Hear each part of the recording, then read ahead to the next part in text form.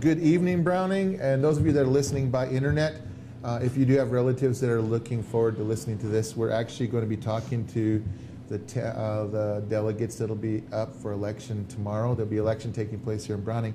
But if you're looking to get online, you want to go and type in the search box www.streaminaudiosolutions.com, and then it'll take you, you'll see a number of links. Look for the Browning High School link, click on that, and it'll get them online. So what we're going to do is I just want to say welcome, guys. I'm glad, guys and gals, and I'm glad you guys showed up today. And we're just going to kind of go around the room and introduce yourself to the folks that are listening out in Browning and the surrounding areas, and the position that you're running for. So maybe we can start with you, David. Hello, everybody. My name is David Spotted Eagle. I'm running for Heart Butte, position 4. Good evening, and okay, my name is Glenda Daisy Gillum. I'm running for position 2 in the Browning district. Hello, my name is Stacy Gillum Keller. I'm running out of Seville District, position 6. Hello, this is Nell Singer. I'm running out of Heart Butte, District 4. Okay, hello everyone in Blackfeet country. This is Isla Scott Kipp Sr. I'm running out of position 8, Old Agency District. Okay, Nixuko, Nistudnitaniku in Niskunatops. This is Joel McKay, and welcome to everybody in Blackfoot country, Browning position number 3. Hello, this is Jody A. Gardapi. I'm running out of Old Agency position 8, and I'd like to say thank you for everybody that's listening in. Hope you enjoy yourself. Good evening, everybody. This is Harry Barnes. I'm running in Browning position 2, and encourage you all to pay attention tonight. And we got an important decision to make tomorrow. Thank you. Absolutely. Thank you, guys. It's I'm so glad you guys are able to make time out of your schedules. I know that it was kind of a last-minute thing, and so I really appreciate that. And I'm sure that everybody out there listening does the same thing.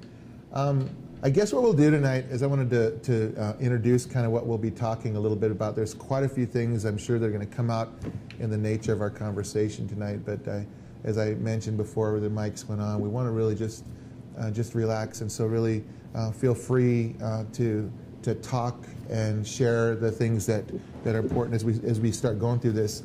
A couple of guys, when we were discussing the questions or how this format might be, we felt like it might be nice to just kind of have a round table, kind of like if we were sitting in a business room, like actually some of you may, and just a short time and around a table like this and looking at issues and talking together in a table like this. And so I thought it'd be great to be able to do that and just begin to get a feel for, for some of the things that are out there. And when I think of what you guys are running for, I mean, that is the highest level of leadership in the tribe, and that is to be part of the business council.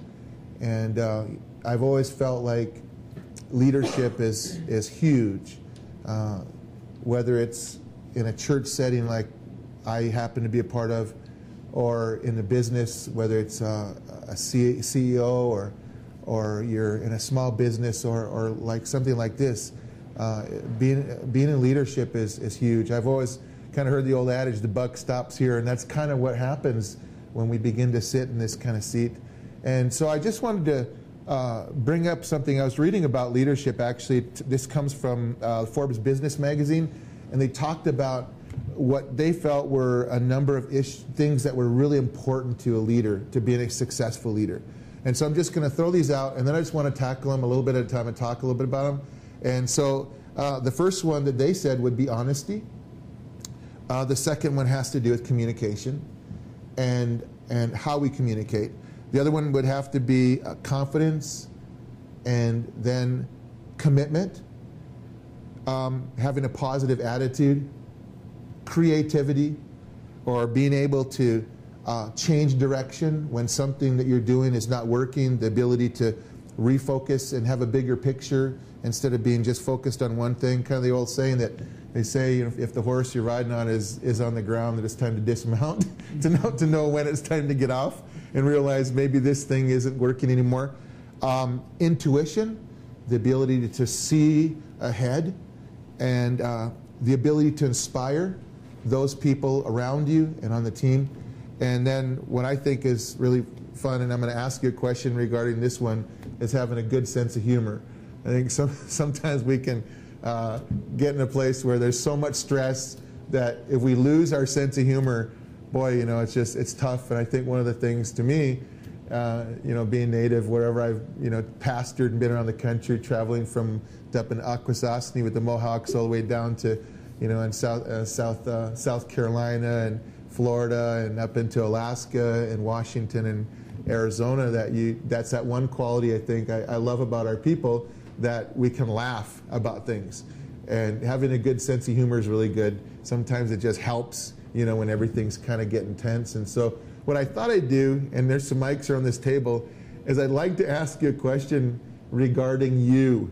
And that is, what is there about you that maybe people don't know, but is kind of a neat little, funny little thing that maybe you've gone through just about yourself, so people know you, because actually they're going to have confidence in you. Let me give you an example. Like maybe you're, you know, you've been in a situation where, I'll give you something like, I'll give you an example. For me, I think when my wife and I, we first got married, that was a long time ago. We've been married for 30 years, and a lot of things have happened during that time. This one particular situation, I was at a large conference. There was about 3,000 plus pastors there, and I had to use the restroom, and so it was kind of I had to run fast, and so I started running. And I was just looking for the sign that said men, and I thought I saw it said men, and I ran into the building in that room that I thought was for men, and began to take care of what I thought needed to take care of. I realized that I wasn't in the men's room, and things looked strange, and one of the ladies from our congregation happened to get in the stall next to me, recognized my shoes, and started talking to me about how to make fry bread and stuff. And it was, you know, and I was trying to hold my feet up so people couldn't see my shoes, and she had to run the gauntlet, make sure I got out safe. And we laughed about that. And, you know, you don't have to maybe disclose something like that, but maybe something that, you know, people just could know a little bit about you. And if you're willing to, maybe the first one of you guys would, something maybe you laugh about with your family and others, that they could just get to know you, the person. Well, this is Joe McKay, and for those of you out there that don't know me, I think I'm almost the oldest one. I think Harry might have a year or two on me. And so I'm a traditional dancer. I've been dancing a long time, and now I'm in the golden age category. And I was visiting with Jonathan Windyboy, the state senator over in Missoula, and we were both Jonathan's an old champion grass dancer. And now we're both in the men's golden age, and they were calling for the lineup for the grand entry. And if they start with the men's golden age, and they were hollering, men's golden age, men's golden age. And Jonathan and I just kind of stood there and put our heads down and backed up. And I told him, yeah, John, remember when we were young? And gee, they'd say men's traditional or men's grass. We'd run right up there to be in the front of the line. And now they say men's golden age, and we stand around here in the back with our heads down like they aren't talking to us anymore. So I'm going to turn it over to someone else and let them share for a minute. That was good, Joe.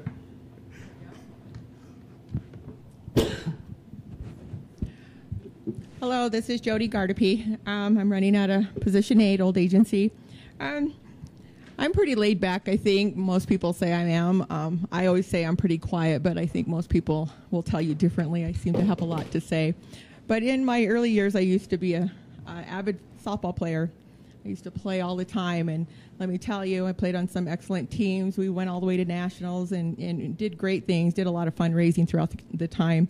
But I moved back to the Blackfeet Reservation after college, and I played. I was now in my late 30s and then began playing with the 18-year-olds. Well, when I had to start putting Icy Hot on and finally had to start wearing braces on my knees and braces on my arms and stretching out, and the teams were saying, oh, are you okay today? And we're hitting Sunday and we're hitting championship, and I'm thinking, this will be my last time playing. I finally had to hang it up. But, I love to be active, and I love watching. I've been inspired by our young, and, and I really, hopefully, as time goes on, I can find another sport and not have to do so much icy hotting. I need to try to understand this question. Maybe I'm slow. Are you asking us each to tell on ourselves, embarrass ourselves, and demonstrate our shortcomings? Was that the question? Anyway, no. I probably do have a couple years on you, Joe, but I think a couple years younger. So, if we're telling our age, I've often honored a lot of times I've helped bury my family. It's unfortunate. It's a terrible thing, but it reminds me of what you talked about of our humor as natives. And it is a time sometimes when humor is the right thing. And I helped my sister with her husband. And his grandkids call him Papa. Papa is a universal term for your grandpa. Huh? Papa, Papa. And they use it quite a bit. And so I talked on Papa and the Papa prayer. And I got to telling them that we as papas carry an important role. We have to teach so many lessons. Where else would our grandsons learn that? Pull my finger. Except from Papa. Now, of course, I shared that with everybody, and then I was lectured by my beautiful wife that there's some things I shouldn't be discussing. That is an important role. This Isle of Scott Kip Senior, I guess everybody that knows me knows that when it comes to hunting season, when I go hunting, they know me. I'm pretty much get all decked out like Rambo. It's actually that's the name of my carpentry construction company is actually called Rambo Construction. But people that know me, I get all decked out, get about 3 rifles, a couple pistols, and I'm driving down the road, see some deer, and they're running out in front of me. They get out and start looking, and they stand there, and I got them all zeroed in and told everybody to shut up and be quiet. Let me shoot. And I said, and then I shoot. There'll be about 10 of them right in front of me, not even 20 yards away. And I wait, look around, and they all take off, and every time there's nothing laying there. I've been pretty much, I hate to say this, but I've been skunked the last 10 years, and my Uncle Spud, he knows, and Gabe Morden, my Uncle Jeannie down there, they know some of my stories. My family, and I told them I'm going hunting. Told them, get ready. Told my wife, Rona, get ready. He said, sharpen up your knife. I'm coming back, and Daddy's going to bring a big old elk home, so you get that knife sharp. So they pretty much, no one's there when I get home, because they pretty much know what's going on. So one time, me and my brother George, we were hunting, and I was on back there when you could hunt on a cut across back there in Zone 4. We were going there, and we're just getting ready to finish up. It's kind of getting a little bit late. And so I put my rifle away and everything, and I still had my pistols on me, and I finally put them away and unloaded my rifles. And we were driving down there, and must have been 50 head of elk just walking right in front of me. And I told him, I said, George, give me my bullets, give me my bullets. I said, we were just dropping bullets left and right. And I was grabbing him, he was handing me those boxes, and I was dropping them, and I was dropping them, and trying to pick them up, grabbed the wrong bullet for the wrong rifle. And finally he looked at me, and he said, you better just give up, he said, because by the time you got your rifle out and to shoot one, he said, I'd have had him talked into getting in. That's funny. This is Stacy Keller. I'm allergic to bees, and I'm deathly afraid of bees. One time I had my 5 kids with me, and I was on my way home, and the windows down, enjoying the nice weather, and all of a sudden a bee flew in the window, and it got caught in my hair. That's when everybody permed their hair. And so I hit my brakes, stop right in the middle of the road, and I jump out and forget to put the car in park. And I'm screaming, running around the car, hitting my hair, and my kids are going down the road without me. Oh my gosh. But yeah, those bees, I'm definitely afraid of them. I know what they can do to me. We were going down through Salmon, Idaho, and I did the same thing. We had a pickup camper on top of the pickup and driving down through Salmon, Idaho, along the Salmon River, and a bee flew in the window and no place to stop on the road, and I was about beating my husband to death while he was trying to drive and find a place to park because there was a bee that hit the seat. Oh my gosh. Hello, this is Glenda Gillum, and I'm out of District 2, Browning. I like to do a lot of summer activities with my family, and we have a boat, and we like to pull our boat around. And me and my husband, we used to do a lot of wood hawking. A lot of people know that. They've bought wood from us over the years. And one year we had this old boat, and we named it Chucky. And it kept coming off our hitch. And one day my husband told me, look back and see how Chucky's riding. And I looked back, and the boat was gone. And I looked over, and it was racing up next to us on the highway. It spun around anyway and managed to keep from hitting vehicles. And we saved it anyway. And this exact same thing happened to us with the load of wood. We had a trailer, and it was completely loaded. We had about 2 cords on it, and same thing. He told me, look back and see how that wood's riding. By then, he was just hollering because it was coming down the road next to us again, and it jumped out in front of us and cut us off. But we both hit the ditch, and wood went flying everywhere into Bitsy Smith's yard. Bitsy come out and he said, geez, he said, thank you for the delivery.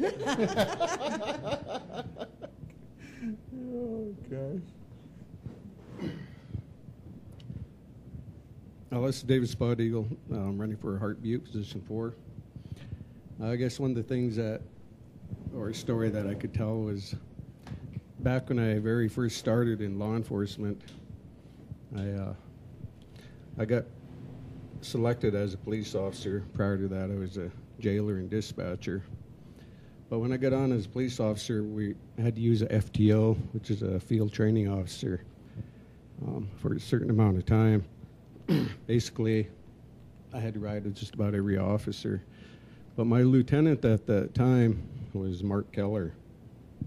And after my certain amount of time with an FTO, they finally decided to let me go on my own, and they gave me my own vehicle, and I was pretty excited about that. I got my vehicle for the first night. I was on night shift. I went to a town pump and filled up my gas tank, and I no more than left. I was going down the street, and the dispatcher called me and told me I need to report down to the jail. So I drive down there, and I pull up in front of the jail, and I jump out, and I run in. And I'm in there talking to the dispatcher, and she's trying to make up a phony story. And I come back out, and my police vehicle's gone. And I'm looking up and down the street. I run all the way around the police department. I can't find my vehicle. And I left it running, by the way, with a full tank of gas. So anyway, I go back in. I tell the dispatcher I lost my vehicle. Somebody stole it. And she's telling me, okay, well, we better call Mark. And got to remember, I was very new at the time. I was scared, and I was telling him, no, don't call Mark. So we called another officer. He picked me up, and I was telling him, can you drive me around town so we could try to find my vehicle? And he was telling me, no, I can't. I'm busy, but I can take you over to P&M or Circle K, where Mark was. And he does. He pulls me over there and just drops me off. And so I have to go in there. Mark's sitting in there drinking a cup of coffee, and I'm just hating to tell him, and I'm watching the traffic go up and down the street, watching for my vehicle, and I still don't see it. Finally, I sit next to Mark, and I look at him, and I finally tell him what happened, that I lost my vehicle. And he just sits there all calm and cool, drinking his coffee, and looks at me and asks me, well, did you leave your keys in it? And I told him, yeah. And he's sitting there, and he said, well, how much gas is in there? I told him I just filled it up. And he's sitting there, and he starts drinking his coffee, and that's it. And I'm thinking, well, let's go, let's go, let's go. And he's just sitting there. Finally, I tell him, can we go? And he said, no. He said, no. As soon as I get done with my coffee, we'll go. And I'm sitting there just all antsy watching the traffic. Finally, he gets up, finishes his coffee, and pays for it, and we leave. We start going up Old Low Rent. And I'm trying to get him to move fast, but he won't move fast. He's driving like an old man, like 5 miles an hour, going up Low Rent. And just about then, a call comes in that the other officers are in pursuit of a police vehicle at a high rate of speed out by Glacier Homes. And so we take off, and we start heading over Baker Hill, and next thing we can see the police lights really going through Glacier Homes.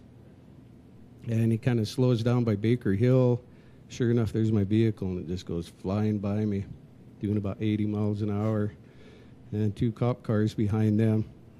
And so then he tells me to hold on, and he makes a quick U-ey, and he takes off behind him.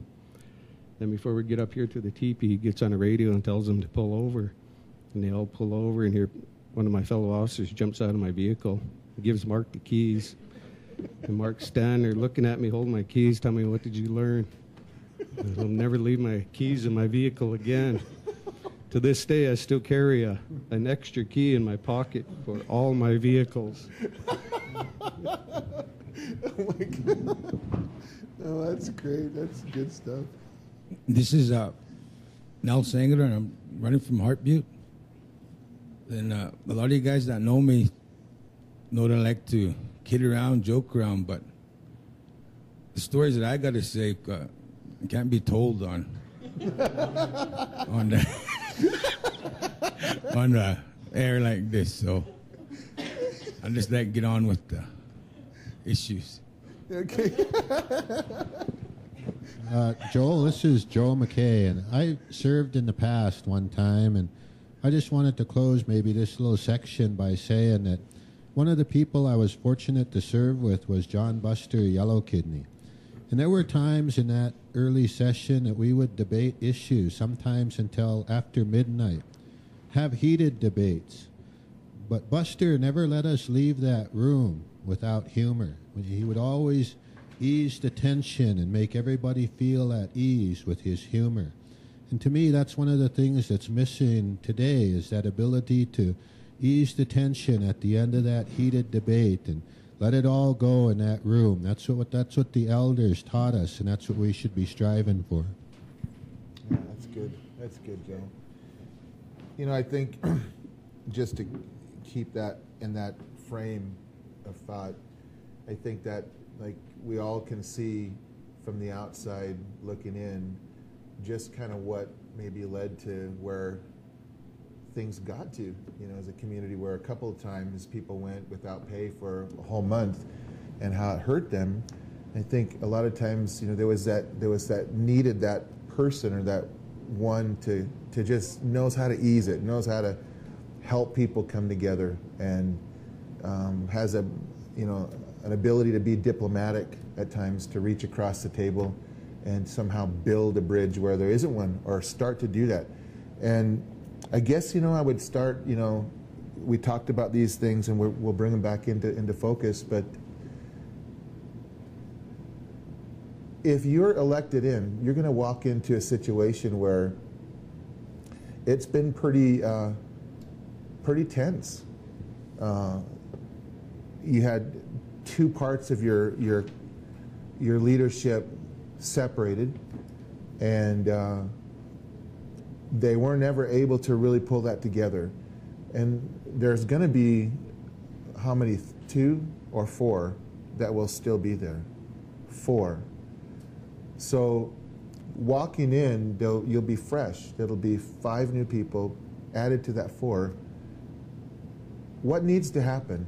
You know, how will you work toward building a bridge where there wasn't one, or where one's been broke down? What can you do?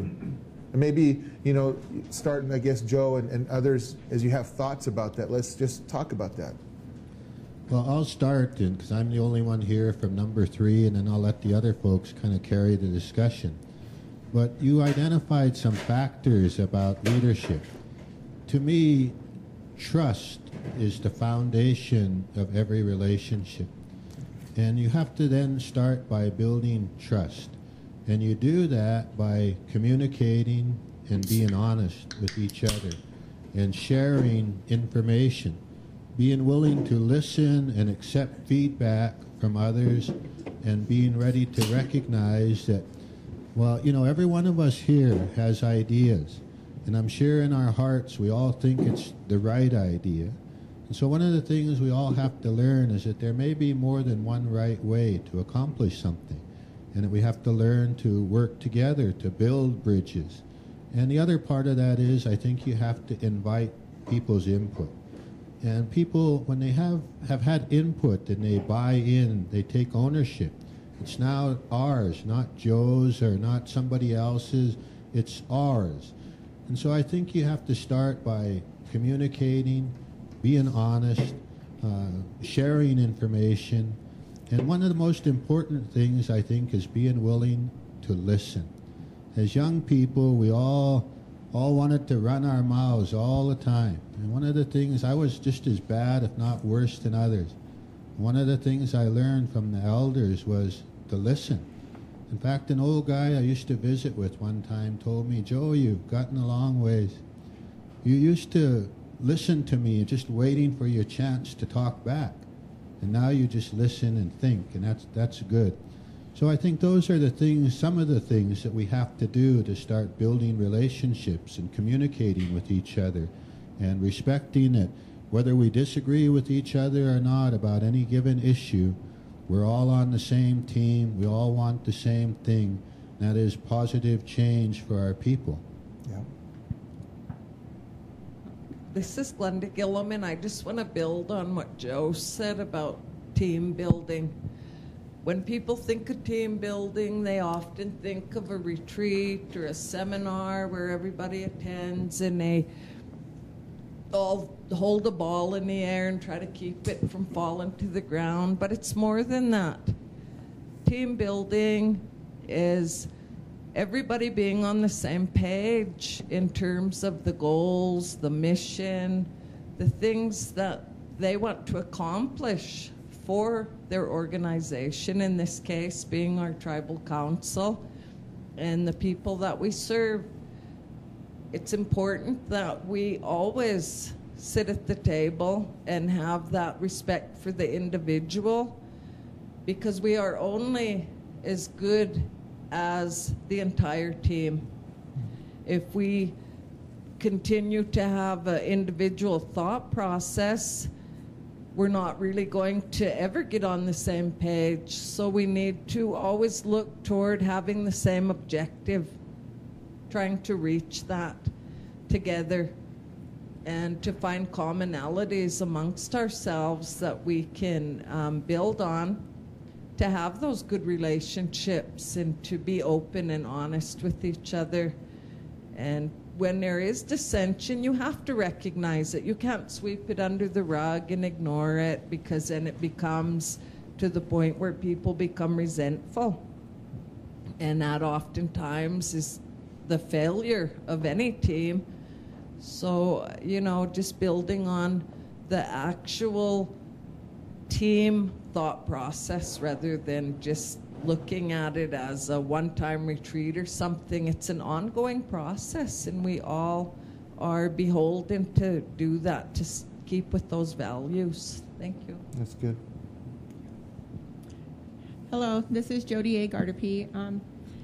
You know, I really have to say, you know, both the people that spoke before me, you know, they have some really good points. You know, the first thing that, as I grew up with my grandmother, you know, I always spent a lot of time listening, and so she really instilled a lot of values that you really learn to respect your elders and you learn to listen, but they really do have a lot of knowledge they're teaching you throughout your life that you're going to use throughout your lifetime. And, you know, and as I went around the community and you start the conversation with people, and the first thing that they ask you is, can we trust you? And like Joe said, you know, that's something that it's really hard for people it's really hard to have the people trust you right now, because, you know, that trust has been broken very severely, and you know, they've kind of lost hope. So again, you know, those people, you're hoping according to, the oath that the individuals are taking when they go into office, it says that those council people elected are going to find a way to work together and respect each other.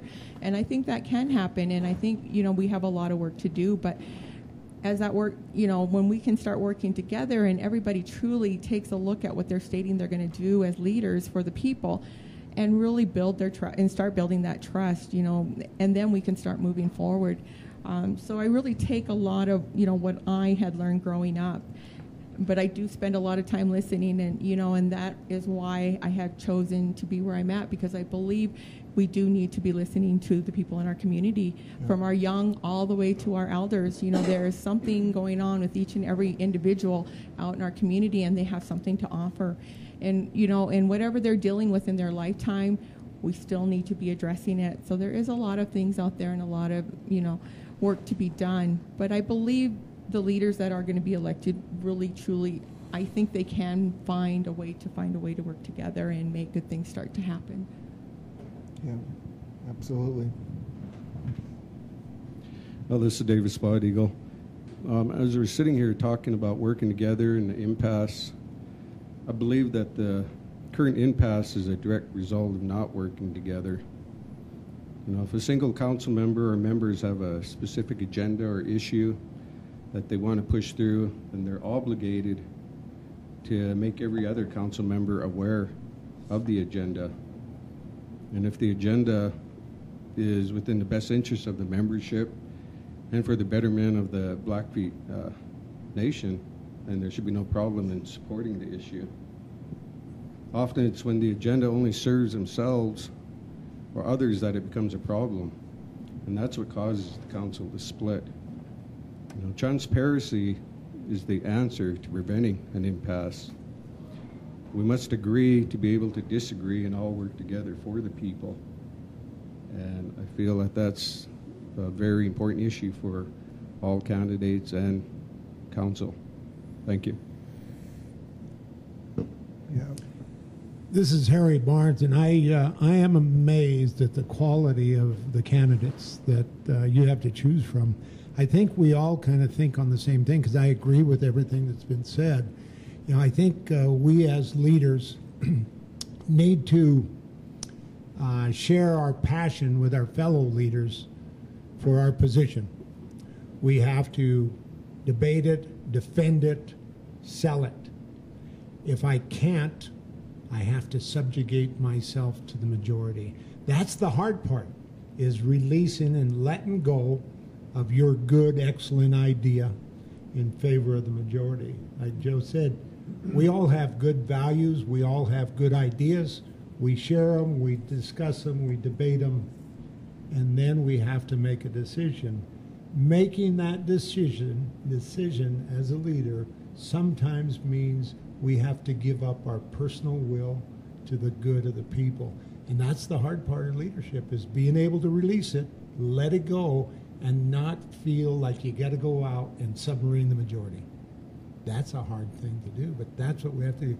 Otherwise, we start on that path of destruction of ourselves as a group, as a common committee working on behalf of the Blackfeet people. So I think it's important that we establish trust. We can talk about things honestly and openly, and then we can give up and realize, yeah, that's probably a better idea, and I'm going to support it. So do you think that over a period of time, maybe, what happened is people just lost focus of, what's really important? What you said and what all of you are saying, it's right on. It's, I think everybody can see that. For example, you're talking, Jody, and I kept thinking of the power of words. There's more than one way to say something, and then there's some mediums that we use to communicate that are pretty destructive. For example, Facebook can be a really negative place to communicate, because if you write something down, it's just words, but you don't get the rest of the way people communicate. That's with their body language, with their tone, face expression. You don't get that through that. And then sometimes, maybe these other areas where, the best way sometimes to communicate something is, let's sit down over a cup of coffee let's go meet your house, my house, wherever, someplace, and talk things through. Do you think that maybe the way that we used words wasn't always the best way to build that? Because there was words that came up about trust and honesty and respect for one another, that, you know, when we talk to each other, when people talk to one another in this, especially in this arena, to be able to respect that person, even if they, like you said, Harry, they don't agree with you, and they're just as passionate about what you are, but they decide to not go with your idea, but to, like you said, not submarine the whole thing, but recognize, you know what, it's not about me winning, it's about everybody together winning. And do you think maybe that happened? Well, this is Stacy Keller. I'd like to go back and comment, you know, about working together, trust, and that's really important. And I want to emphasize on listening too. I want open doors to where people can come in anytime they have an issue. I think it's really important for, you know, them to be heard. They want to know what's going on. And they're just as important as the 8 other leaders sitting there, because they're the reasons that we're here. You know, we work for them. And, you know, I want to have an open government where people know what's going on. You know, because if you're behind closed doors and nobody knows what's going on, then the mistrust sets in. Then the not knowing. And then we wind up in a situation like we're in now. You know, those doors of communication have to be open. And, you know, we can't do that with, we have to let our people be part of our government. You know, we're representatives of them. And we have to, as leaders, you know, we need to be able to communicate, to have that trust and respect. We need to listen. You know, we need to respect each other's ideas and visions, and try to support those visions as best we can. You know, if somebody has an idea, you know, we all need to just sit around and discuss it. A lot of times you'll go into the meetings, and especially a general council meeting, and somebody comes in with a financial request. Right now they want to take action without any discussion on it, you know, no time. And I don't agree with that, because it's a spur of the moment issue. And, you know, things have to be discussed. We need to know, you know, check with our treasurer, whatever. The people need to be part of that decision-making process. So those things should be tabled. And as leaders working together, you know, if somebody is not wanting to, I guess, reach out or communicate, then I'm the type of person that is going to go and say, what's going on? You know, is there something going on? You want to talk about it? And, you know, is it something we did? You know, I'm going to be that type of person, because that's how I am. I want to find out. I want to get to the bottom of it. And I think that's just as important as having trust and listening. Yeah. This is Isla Scott Kipp Sr., position 8. When you go out there and you campaign, what you're doing is you're going out and asking people for their trust of their vote. And that's what you're doing. You ask for their trust. And you talk to them, you talk about the issues, and they're very concerned. They get real detailed. They're worried. They have hope. They want hope. They have change. They want change. They want to. They want when you go on the council and make it. They want to have the tribal council to be. You have to be transparent. The government has to be transparent to the people. They want accountability. They want to see where all the money is spent. They want to see what issues are being met on. They don't want everything closed down. This is the people's government. This is the Blackfeet people's government. Every one of you out there, everyone here, sitting here, every one of you count. Everybody counts.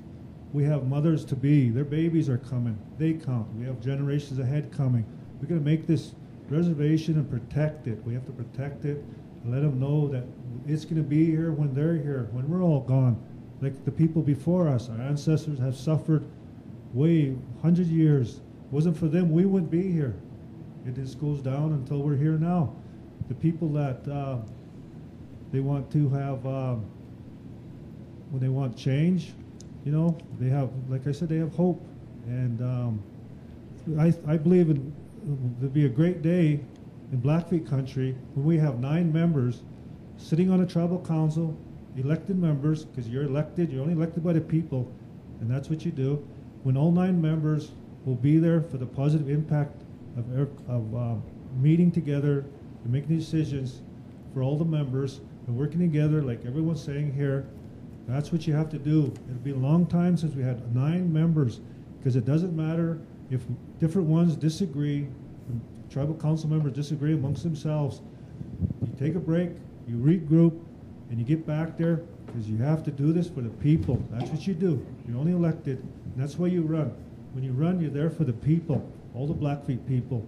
Like I said, that's why you do it. That's why I ran, and I'm going to put the government back in the people's hands, and you're going to know what's going on, and we need accountability and transparency, and that's what it's about.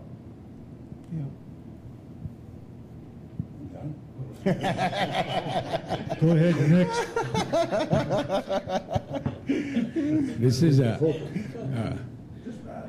Nell Sangador, and I totally agree with Joel about Facebook.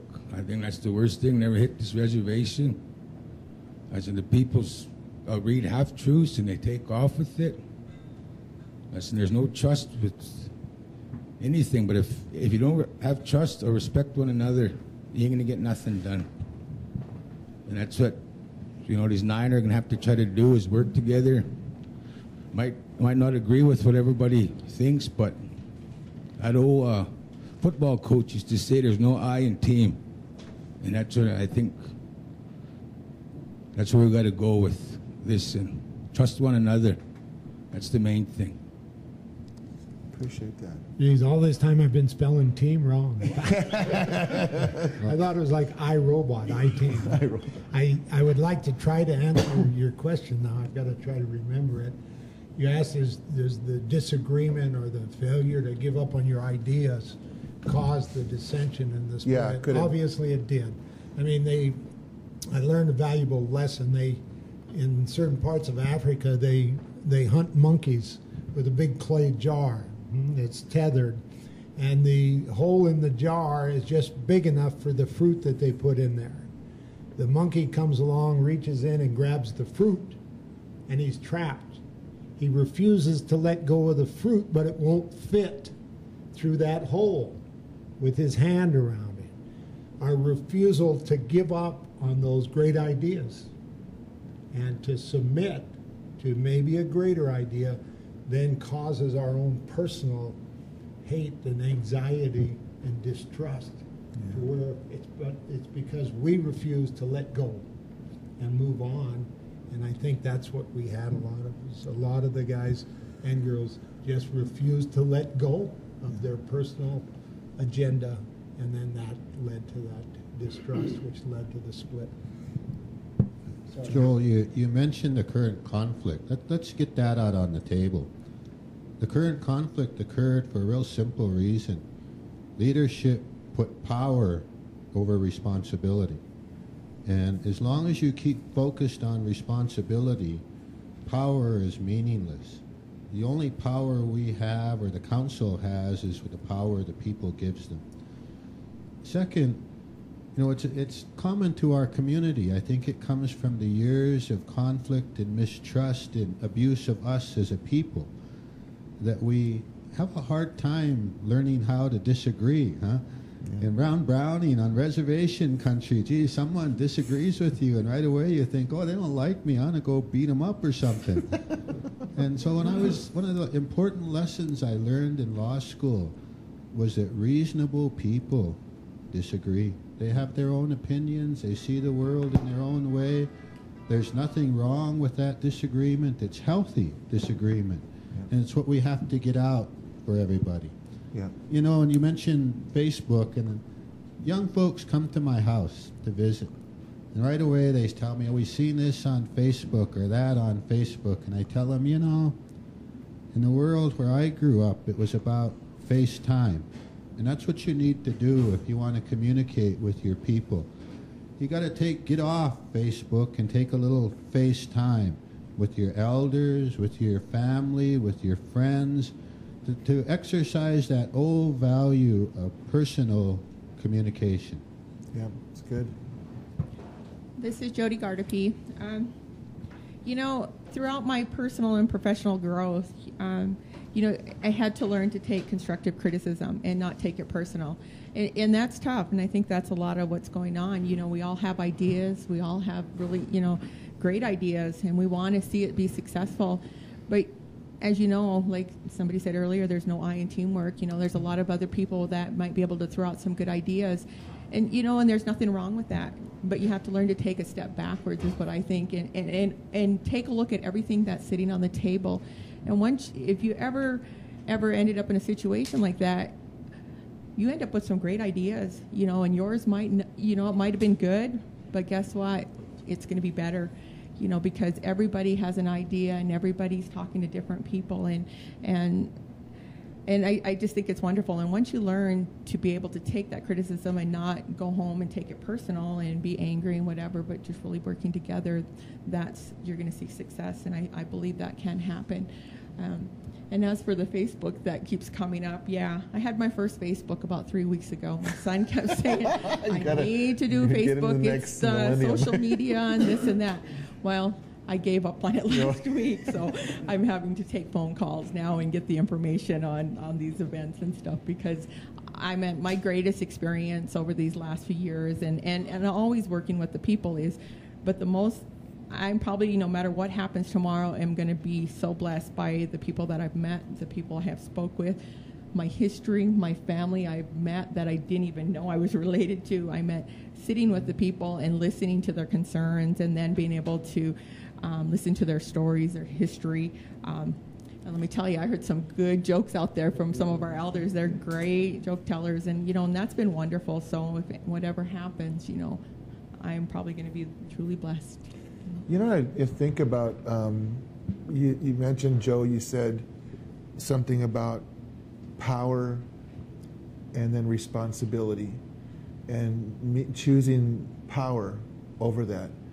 And I've always felt like, you know, when it comes to, you know, this role in leadership, you know, that power, maybe we could use another word and say moral authority. You know, where moral authority is when people give you the right to talk to them. You know, so, and that, you know, really is built on trust. You know, we all start with a level of trust. I trust you, because I don't know, but I trust you. And then we can build that. Trust can erode through maybe things we do or don't do, and we can lose trust. You know, there's all types of things that can happen, and I think, you know, like you said, I was thinking, and I want to ask each one of you to just throw one thing out that you could do, because it's without a doubt, when you have 3,000 members show up for this last go around to vote, and you have, what, 12,500 that are registered voters, that's a big chunk of people that are not participating. So the question is, you know, is it they become so cynical that they feel like, why bother? Because it's going to be the same old, same old. It's just another face, another time, and it's never going to change. Or is it, you know, whatever it is, you know, how do you build that? And obviously there are those, you know, we have to face that in real time and say, you know, there is a need to build trust. How do we do that?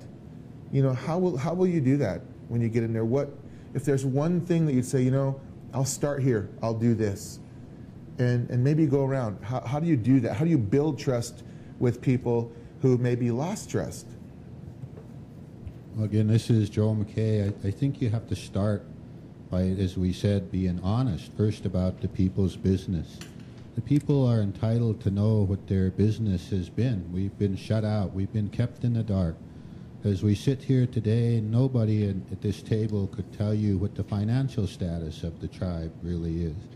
So we have to begin by educating each other and our people and getting information out to them to begin to build that trust. You're right, the people have become very cynical. If you look back in time, and go back into the 50s and 60s, the percentage of the population of adults that took part was much greater than it is today. Those old folks cared about their government and they cared about their people. They didn't care if they were on the council or not. They let their voices be heard, and the folks that were on the council heard their voices. So we need to go back to rebuilding that, to let people understand that this really is their government. We promised change for so long, and you're right, people go, oh, it's never going to change, same old bunch. I have a friend that says, you know, Joe, you guys that talk change, you're just talking about changing the faces of the players, not really changing the game. And what we have to do now is change the game. As we do it, we have to go back to the blocks that our nation was built on, and that is community input.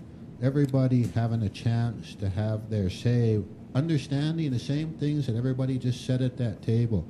People are going to disagree with you. You might have a really good idea, but somebody else's idea might prevail, but it's still the best for all of us. That's good. This is Stacy Keller. You know, it's really important that you keep that line of communication open to the people. And, you know, that's why there's so much mistrust, cynicism. People aren't included, and we need to make them feel welcome there. We need to include them in decision-making processes. You know, have forums on issues that are coming up. You know, bring the people's voice in. Let's listen to the people. We're just their representative. And, you know, the communication process is going to be pretty lengthy, because you have to reach all the members out there, that the ones that don't want to vote, haven't voted. And we need to include all the people. And we can do that, you know, by publishing financial records in the papers, you know, business minutes, all that kind of information needs to get out there to the people in terms that they can understand. This is quite a process, and but it's something that each one of us here, I know that's a goal for us, is to bring people together, you know, include them in our government. We all seem to want transparency, and, you know, I said that's a good start right there. So I know that everybody is pretty much on the same page in that aspect going into the final round here. And I just would like to say that I know everybody here and got to know people better, and the ones I just met, I think they're awesome people, and I've really enjoyed this experience, and I wouldn't change it for the world. Appreciate that. This is Harry Barnes again. I think you know, you presume that everybody's turned off because of what's happened lately, huh? And I think that's probably safe to say. We do all have to admit that a lot of our members are indifferent, okay? But who cares, huh? But all of the ones that are, we need to engage them. How do we engage them? We give them as much information as we can, and we invite them in to the decision-making process. We've got to continuously go to them and not accept any indifference. Engage them, give them all that information, and then engage them into the decision-making process. We might come up with a good idea. We all collectively, including those members, can come up with great ideas. Working together, we can just go light years forward. Fighting like we have, you can see where we got nowhere. We got backwards. So I think we need to engage the members, get them involved, constantly going out. Go to Heart Butte, meet down at Heart Butte, listen to the Heart Butte community's concerns. Go to BAB, go to Seville. Go out there to them. Don't think, well, they didn't come to the meeting, so they don't care. Okay, well then go out there, take the meeting out to them. So I think we need to all think about how do we engage our fellow tribal members in governing themselves. Appreciate that, Harry. It's good. David, if you're in there, and that could happen after tomorrow, or then after Indian Days, and you see that, and we got this situation you're gonna be walking into, and there is that level of broken community, or whatever we want to call it.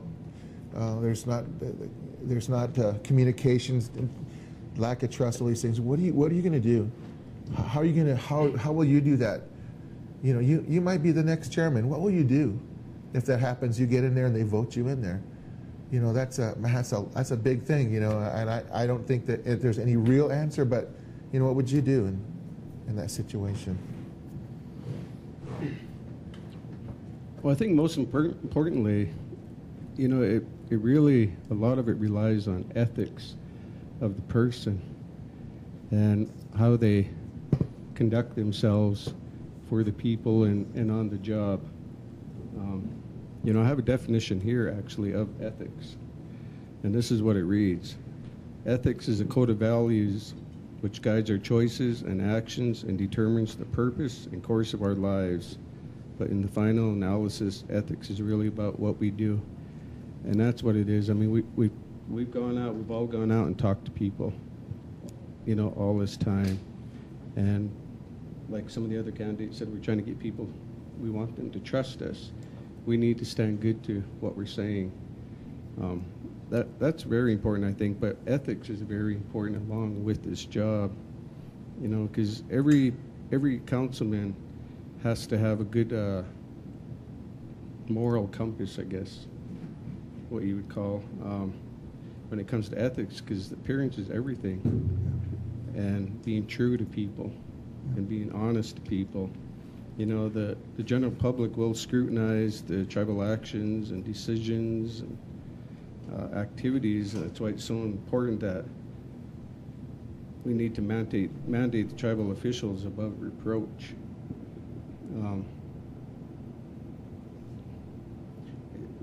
I guess, that's just a real important issue to me, because everybody, we're being looked at like we're in a glass house, regardless if we're on the job or off the job. And it's how we hold ourselves up and maintain to the public, to the people. We're the candidates, if we're elected and we become on the council, we're still just employees of the people. We're working for them. They're not working for us. And so we have to maintain a good honesty with them and be true to what we say and not be trying to do things on our own, because that just don't work. We've had enough of that, and we don't need no more of it. I think it's pretty obvious, that the last, few years was pretty tough for a lot of families and a lot of people in the community. And having serving here in the community as a pastor, I just always felt honored to live here.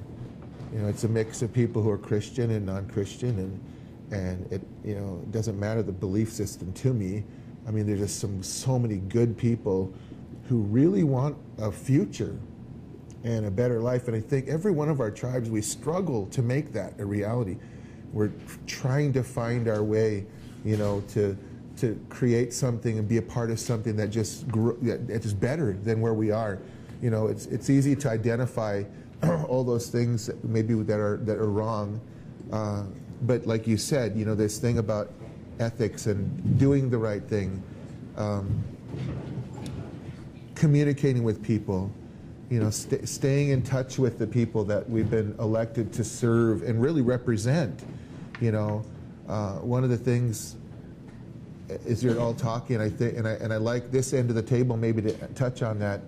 Is this happens, it's gonna be something that'll happen to you if some of you, maybe all of you guys might get in there, I don't know, but you're gonna walk into an office and you'll have family members and you have people come to you and they're gonna say, well, now that you're there, you're gonna get me a house, right? how are you gonna get me that job? You're gonna do these things, and those are real because it comes to everybody. Especially when you're in a level of leadership, your family expects perks from you. You own a company, you have a grocery store. I get free, right? Freebie, because we're brothers, and they expect those things of you.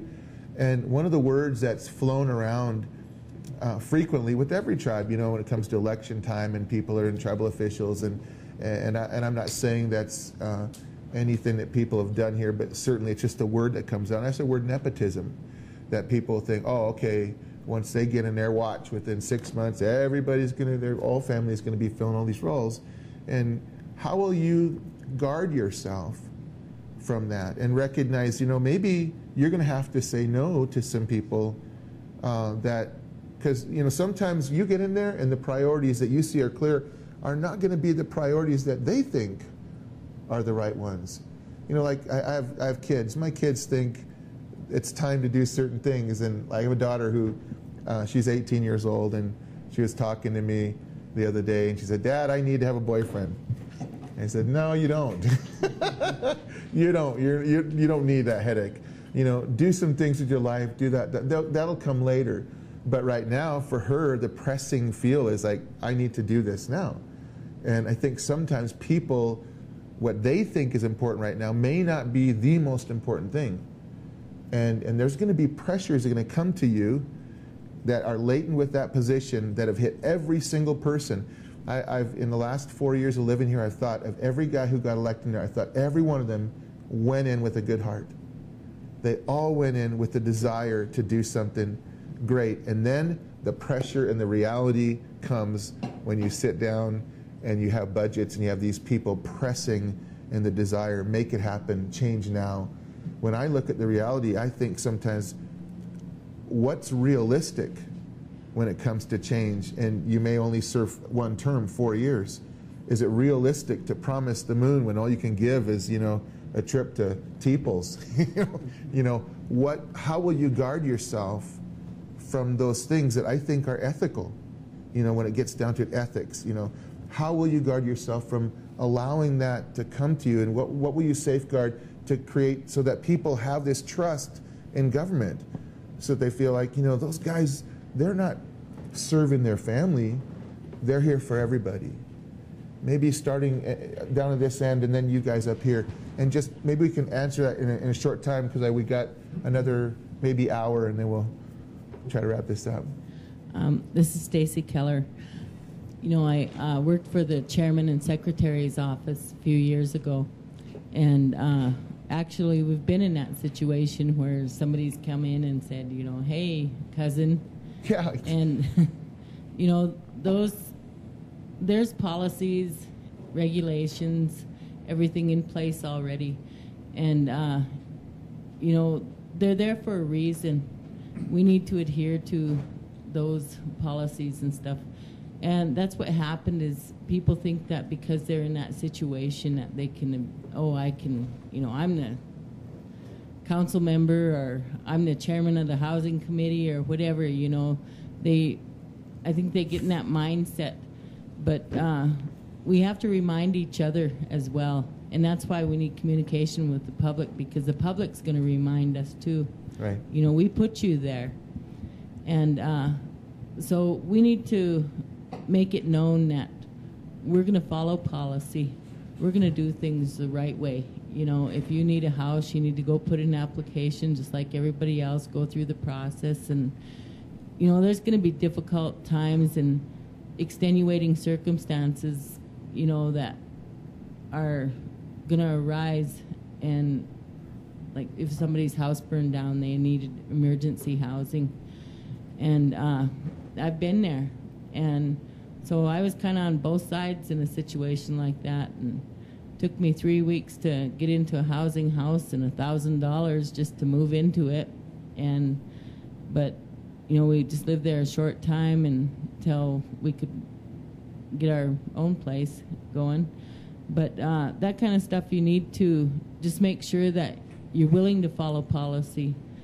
I mean, that's your ethics, your own integrity also, that you're a by-the-book person.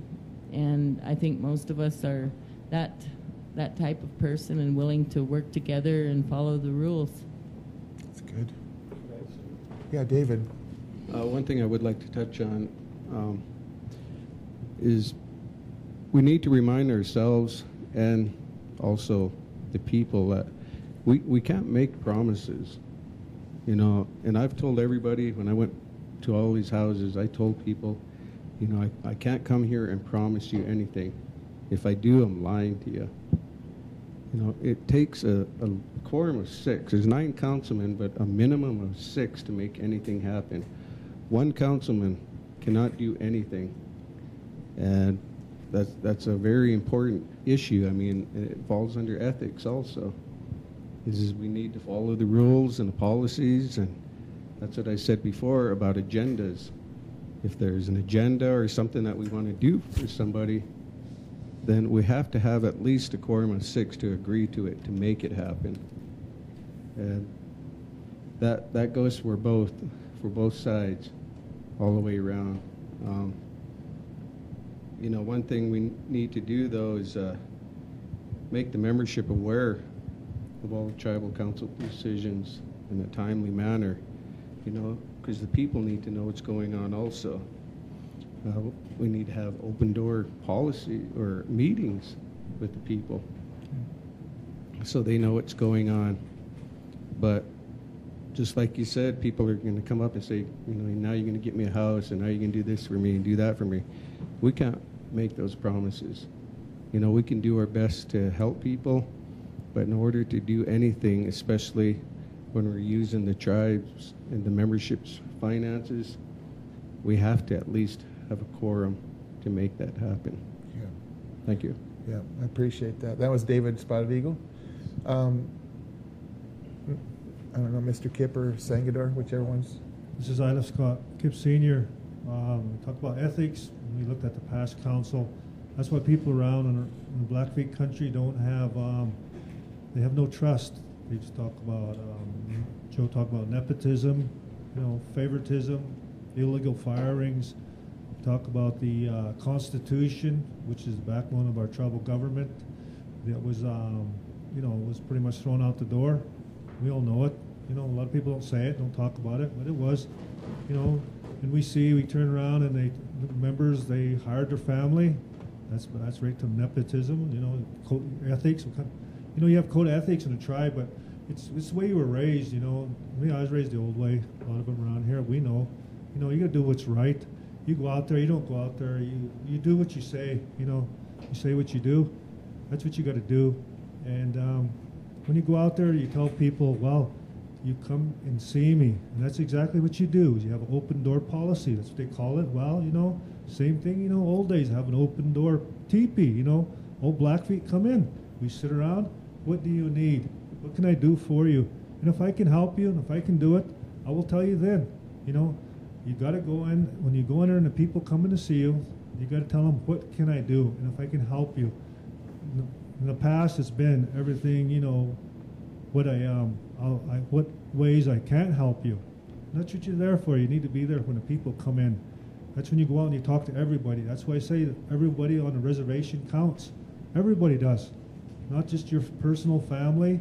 Everybody counts. You go in there, you give them the time, you give them the respect. They all have a need. And a lot of it is financial. A lot of it is moral. The old people, you talk to them. They come in. And you sit down and they sit down.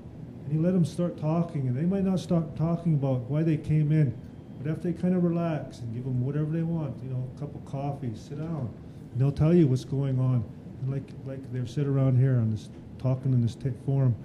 You listen. They were here first. They're our teachers, our elders. Our elders, always talk about our elders. Well, our elders are very important. They can't wait till tomorrow. They can't wait till next week. Their needs have to be met now. They have a lot of wisdom. You got to listen. They have a lot to offer. And we got to go for what they say and what all the people say in the Blackfeet country. And back to, you know, ethics. And we show them what you're made out of, your moral character. You got to be honest. You got to be straight up with people in Blackfeet country. They know when you're BSing. They know when you're shooting them out the door and say, I'll see you later.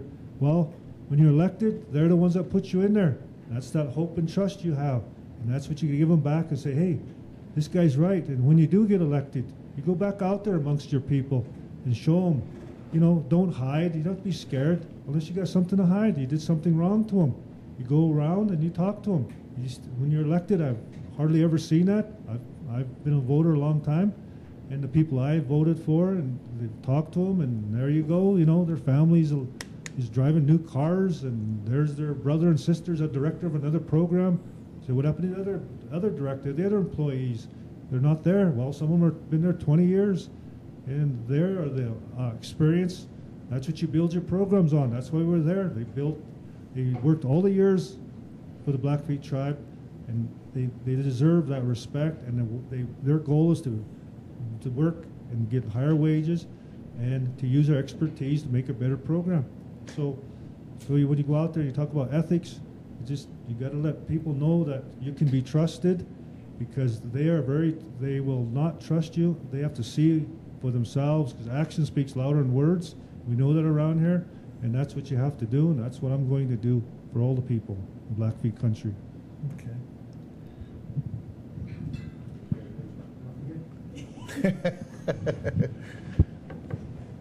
This is Tyson Runningwolf, and we're talking about nepotism, and we're talking about hiring people when they come and ask us about positions that they may want from us, as us being the leaders. And I've been in that position as a fire management officer. I have a lot of relatives that have been firefighters in the past, and they came up to me and asked me. But there is a separation that it's lonely as a leader. And we have to recognize that we are leaders, and it is going to be lonely. And we're going to have to make the tough decisions for the betterment of the people. When we have authority as tribal counselors, councilmen, councilwomen, we have to look out for our people. We have to understand that there's layers within an organization that we can't drop underneath and be in what I call being in the weeds as leadership. You can't get stuck in the weeds when you're a councilman and worry about self-serving yourself or your family. We have to find quantity and quality of our people that we have work for us, and not our own. If they are the quality person that went and got the job, or went and got the education that is for the position that we advertised for, and they go and they interview, counselors, we need to make sure that we stand back and let the process work through the personnel department, and let it maintain its process of hiring and not influence it. I've been stuck in that situation as a director, where I had counselors call me in, and that's councilmen and councilwomen, to ask me why I fired this person or that person. And I said, I've never ever fired a person in my life, and I've never hired my own people in my life. The process hired them, and you have to let the process do its job. If we get stuck in the weeds with the process, we're failing as counselors. And that's where I stand, is if we maintain our foundation of our programs, and we stay up in the clouds and oversee what we need to see in the bigger picture, we'll be fine as counselors. But if we get in the weeds, we're going to get in trouble. And that's what I say, is that I'm there to look at the big picture. Thanks, Tyson. That's good. This is Nell Sangador, and I totally agree with Tyson about the personnel handling all the hiring and stuff, and on the nepotism thing. You know, these jobs, were they ever advertised? Did they have to compete for them? And are they the right ones for the job? Because the tribe's got a lot of good employees if the council just let them do their job. But they always, like Joe was saying, a little power in it. And they start trying getting things turned around to go their way and stuff. But if the people will just listen to like the personnel and whoever does the hire and the selection committee, and the tribe stays out of it, I think we'll be way far ahead. good. This is Glenda Gillum. I've been fortunate in my career that I was able to work for large organizations where we were dictated by policy procedure. We had to meet the obligations and the objectives of the grants that we worked under. In one of my capacities at the Blackfeet Community College, I ran the Learning Center. Every year I would hire 7 people to be peer tutors, professional tutors. I'm proud that I never, ever hired a family member. I was very strict on that, not only because I was dictated by it, but because I know that anybody is always judged on their actions of what they do in their career, in their job capacity. I'm just not one of those to buy into setting all my family up or my friends, because everything I've earned, I've had to earn on my own merit. When I worked for MSU Northern and Havre, I walked in the door to do the interview, and I went into a large room with the chancellor, the deans, and the director of the program that I was applying for. I'd never met any of these people in my life.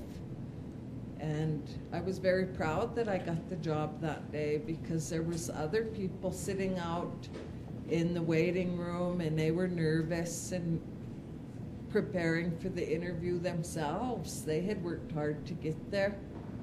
And I was proud that I was the one who got the job. So I always wanted to live my life by my own ethics, which I have always tried to keep at a high level. As a teacher, people had to trust me because I was standing there disseminating information to them. As a career counselor, people had to trust me because I was helping them to decide some very important things in their life, to give them direction. And those types of things I took seriously because the people I served meant a lot to me. Just like our people here on a reservation, they mean a lot to me. I've lived here my whole life. I was raised by old people. My dad had me late in life. My mother died when I was a young girl, so my dad raised me from a little girl by himself. And he always taught me to be independent, to go out and to do things, but to do them right, because again, our actions do dictate how people perceive us, how they trust us. And in all my job capacities, people have had to put their trust in me because of the things that I was providing for them. And just like the tribal council, they have to provide something to the people, which is stability, security, those important things that we've all discussed here today. Our ethics are everything in our society today in large organizations.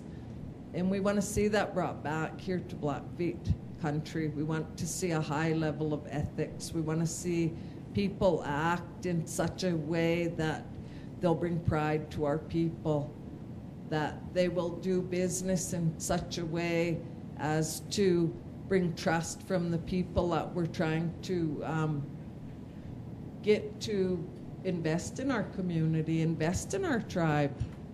Without those things, we really are never going to move forward, because we have to have that ability to bring people to the table and hear them out and give the people the jobs that they want over time. I mean, people always look for that quick hit. They want the home run, but those rarely last. We need to build on a stable community by making long-term goals, strategies that we can use. And I don't think nepotism has a part in that. It shouldn't really, because that's what's hurt us today. Right. Seriously, we look at the structure of our government and everything, and that's what it's came down to. If you spend all day at a table deciding whose cousin is going to get a job or whose son or daughter, we're missing the big picture. Things are flying over our head and we're never going to catch it. So those home runs really are not worth going after in the short term or the long term. Again, long-term strategy, making sure everybody has an opportunity.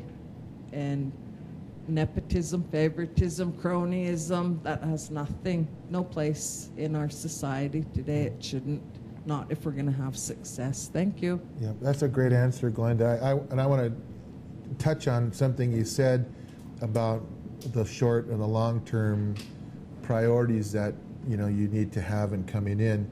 But I know these guys need to just make a couple of statements on this issue. So, Joe?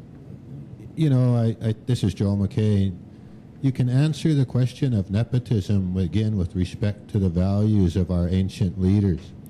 When I was a young boy growing up in Browning, and the elders would come to my home, and I would hear them tell the leaders of that time, and when I came home from college, they said to me, "You're a leader. You have no family of your own anymore. We're all your family. We're all your children. You can't treat any one of your children better than the other, and you can't punish anyone more than you would the other." So once you're elected, once you achieve that level of leadership, I don't care if you're on the council or not, you don't have a family anymore of your own. All the people are your family. So you can't treat one person better than the other because they're all your family. And so if you look at it that way, your responsibility is to everyone.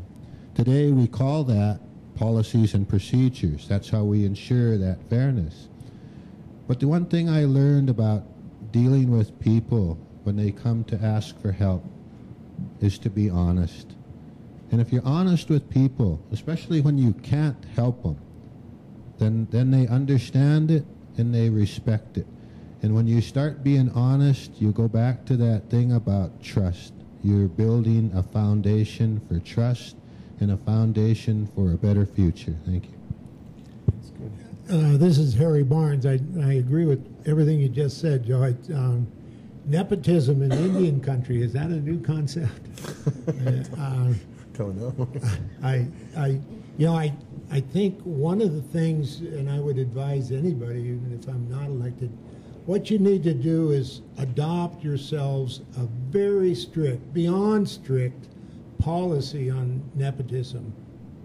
We as council members need to adopt that, and then we need to adhere to it, and we need to hold each other to it. The only ones we should be hiring, I believe, is the directors. Anybody beyond that, the councilman should not have anything to do with it, nor should they influence. That's nepotism too. When you influence the hiring process, you have to put in place a good personnel policy, a good HR director, and just as Tyson said, let the process work. I tell you what, once you start down that slippery slope and you cut corners, you're going to be found out, discovered, and you're going to live a life of misery because it only compounds. So you need to have that strict, like I said, 120%, so you can get 50% credit on your policy against nepotism. Because like I said, it's a slippery slope. Sometimes you just have to say no, and it's uncomfortable. We can't say yes to everybody else or we get ourselves in trouble. So it's a tough policy, and then it's adherence to it. Yeah, it's good, Harry. Hi, this is Jody Gardapi.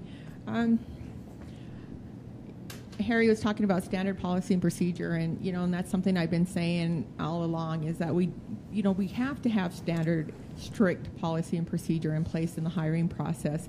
So, as elected leaders, whoever is going to be the new council, we're role models. We're leaders. We have to adhere to a higher standard and really morally be able to say at the end of the day, and what's happening can you live with that? And you really need to look inside yourself, and really look at all the people that are there and find that respect. But if you take a look inside yourself and say, okay, I'm doing this and I'm adhering to the policy and procedure, yeah, it's tough, but you know what? To me, that's something great. You ethically and your values, and everybody's going to finally find a way to respect you, and they're going to understand that you're doing the best you can to be the leader, the role model, and continue to say you can trust me. There's going to be honesty all the time. We're going to provide you the education you need in whatever it is that we're dealing with, so that you can also be able to make some sound judgments. And it's really tough right now because everybody's been hurt. Right. The last couple of years, it's been a tough go, and and it is. Everything we need to, as like the leaders, I can't even stress it enough to say, we need to be the role models. We need to say, okay, we're going to do this, and we're going to adhere to it all the way down to everything that's happening within the government. And I think once we can start finding that structure, I think good things can happen. Right. I appreciate that. And before you answer, Stacy, I was just going to say, sitting here listening to each one of you talk, I am just so amazed at what the Creator has brought out of this pain. There are some of the sharpest people thinking, very sensitive and aware of what's going on, and just listening to your hearts, which is what I really was hoping that this would happen, that we get a chance to hear you and not just something that you wrote down on a piece of paper. Not that that's wrong, but you moved away from that to be able to talk about what you really feel, because those are the things that are going to motivate you. And really, when you get in that office and understanding that there's some real challenges, and the idea, like you brought up, Dave, every one of you, I mean, I'm learning from you, and I hope that our listeners are hearing each one of these, because you're all leaders, whether you become the next person who sits on the business council. You are all leaders in your respects, in your fields, every one of you. And I'm just so amazed at how this has kind of come to this point, and to be able to sit here and hear your hearts. And so folks in Blackfeet country, I hope you're listening and really listening, because tomorrow you're going to have some real challenges as you go to the voter's box and vote for some people. These guys have a great heart. If you could only just see each one of them and be in this room, it's just amazing. But I know, Stacy, you have something you want to share along that line. And before you jump, if you have a question, you can go on our Facebook page, just type in KBWG, and if you have a question you'd like to maybe submit out here, we'll field a couple of them. I know we don't have time for a lot of them, but certainly we want to get a chance to maybe get you guys as listeners. Maybe you have a question you'd like to ask these guys. We'll try to bring it up. So anyways, you had a comment. Okay, if I can remember what the... I was just kidding. Yeah. I've been an employee advocate for over 20 years. I had my own business, the Indian Paintbrush, and I was really busy for a lot of that time. I took a few years off for medical reasons and to take care of my mother, but other than that, business was good. Our policy and procedures manual really needs to be updated. Our whole personnel department, we need to move more into a human resource department where we can work collectively with colleges, the local BCC job service programs, job training programs and stuff, so we can create a pool of potential and possible temporary employees. And it's really important to have those resources, because you never know when you're going to need those people. And there's a lot of people that need jobs. On a line of talking about nepotism, that's the tribe's biggest downfall, is micromanaging programs, interfering in the personnel process. 90% of the time, the grievance process, when an employee is engaged in a grievance process, it's really not a personnel issue, it's a personal issue. And the directors aren't taking the responsibility because they're just allowing it to go to a hearing officer because they don't want to deal with it. And those cost money. You know, the hearing officers cost money. Well, where's the responsibility on the director to try to resolve it at the lowest level? Our classification process is old, needs to be updated. Solid waste a few years ago, truck drivers were only making I believe it was $10.35 an hour. They finally got a raise up to $13 and something an hour, and they've probably gone up since then. But you know, that's not competitive. They could go to work for private companies, highway department, and make 2 or 3 times that much money. And you know, it's things like that that we need to update. We need to invest in our solid waste. We need to add more money into the budgets. You know, that's a revenue-making business. That's something we need to put money into in order to make money. But you know, talking about nepotism, you know, a lot of us here have big families, you know, and it's not up to us to choose employees for jobs other than the directors, as outlined in our policy manual. So that's understandable. And people say, well, are you going to hire your relative in here or in this program? You know, that isn't up to us. Like I believe it was Scott was talking about, you know, let it go through the personnel process. It needs to go through that personnel process, and it's not up to the council to, you know, dictate who gets hired in what program. We have better things to do. We need to be out there lobbying for funding for IHS, for, you know, a million other things that we need to be doing. We need to be tending to business and leave the personnel issues up to the personnel director or the human resource manager. Right, that's great, which segues into this next question that Glenda, you made a comment and you talked about looking ahead. You know, obviously there are some immediate priorities. I think one was, you know, pretty much written out to you about your courts that has to be addressed right away. I think by what, July 1st. So, of course, that won't affect you, but that hopefully, it does. Yeah, it does. So, but so moving, I guess, past that, but I don't think that would fall on you directly, or would that immediately? I mean, that's supposed to be. But the next thing, then, when you think of priorities, what are maybe the top 4 things that, when you think of priorities, that need to be worked on? And starting with this, and in the order of importance, and then bringing it down. And I'll give Tyson, because you walked in late, and then Glenda, and then Joe. Well, just to make a comment on the tribal court, just to clear that up real quick. And as I said, you know, in my view, we're all leaders already. And so the letter that went out said funding would be cut on July 1st. That was a misstatement by the BIA. So I did a little research and contacted the legal department and pointed out to them that the BIA couldn't cut their funding. They didn't follow the correct process. So a letter has gone out to the BIA advising them that they cannot cut the tribal court's funding on July 1st, and that's not going to occur. So I'm going to turn it over to Tyson, though, and let him do it. I have a mic right here, Joe. So top priorities that I picture and that I've heard out in my many visits was our employees that were misplaced. Where do we go with them them employees that have been getting paid, and how are we going to deal with that issue?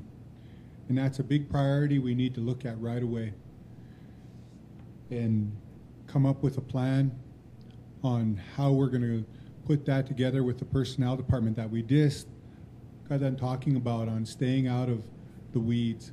But this is one we can't avoid. We have to be in the weeds. This is the one where we have to bear down and go down there and deal with each and every one of these employees that have been misplaced and have still been getting paid, and how the people that have taken their positions by appointment or they applied for them positions, how we're going to also work with them on getting them keeping working, or where do they go? I have no quick fix on that, but I know we're going to have to deal with it. And we're going to have to work with our personnel department and our legal department on how that's going to be taken care of. Another second issue is the Water Rights Compact. And when I say the Water Rights Compact, we need to let the process of educating our people on the Water Compact go through. It is well known that we still have federal funding out there of $256,000 or $260,000. That's for the education component. That was the next step in the Water Compact process. It doesn't have to do with us making a total decision on what is going to happen with the Water Compact. All it was for our people to be educated on that. If we could understand that piece, that our people are the ones that make the decision on it. And it wasn't the council that came up with this plan. It's been 30 years in the works of our own people building up to where we're at today. Do we say it's the best deal we're going to get? I have no clue on it right now, but I know that the people need to be educated, and I myself need to have that component brought to us, and not just the stadium or auditorium kind of training to the people. It has to be organic. It has to really be something where they get to go and see what our water is about, what an acre foot really is, and how many acre foot we're going to have, and how much money is going to go into the water company that we have already started, and how we're going to work with the town of Browning with that water compact, and how we're going to have relationships with each and every federal agency that we sit with. That's another part of the top. The next one that I have is about relationship building, right with our new council that we're going to go in with. We're all going to be brand new to each other. Even the people that are sitting with each other right now are still brand new to each other. And us that get in there, and hopefully I'm fortunate to get in there to work with this great bunch that's sitting here, that we can build this relationship to a whole nother level to make a model council that I used to recognize back in 1992 when I decided someday I was going to be a councilman. And I want to be part of that. And the short-term goal is something not that we can really achieve with the people that are sitting in here today if we just stay with the unity and relationship building and cover them three short-term goals. And there is bigger long-term goals of restructuring the government to separation of powers. But in the short term of separation of powers, we do have to do something right away that limits us as councillors to be involved in the court process, although we oversee it. I heard that if we elect judges, how are we going to get rid of a rogue judge? And that is still winding through my head if we did that on separation of powers, because it could happen, and I don't want that to happen to where it affects our people. That's good, Tyson. Thanks. Yep. Hi, this is Glenda Gillum. One of the main goals that I see right out of the gate would really be the finances. We need to ascertain where they are. We need to look at budgeting processes. And along with that is the 638 programs, because many of them are out of compliance. Many of the audits have never, ever been done, or they're late in coming, or there were findings within the reports that brought in the non-compliance issues, and we need to look at those and correct them immediately if we really want to have self-determination, self-rule for our tribe. We have to show that we're capable of running these programs in such a way that we're accountable and that we are spending the money appropriately. So the main two, again, would be the finances in the 638 programs. We need to look at immediate deadlines that are upon us now with the water compact. And again, I have always believed that we need to educate our public on it. I attended many of the water compact meetings over the years. In fact, I was a moderator for one of the meetings at one time.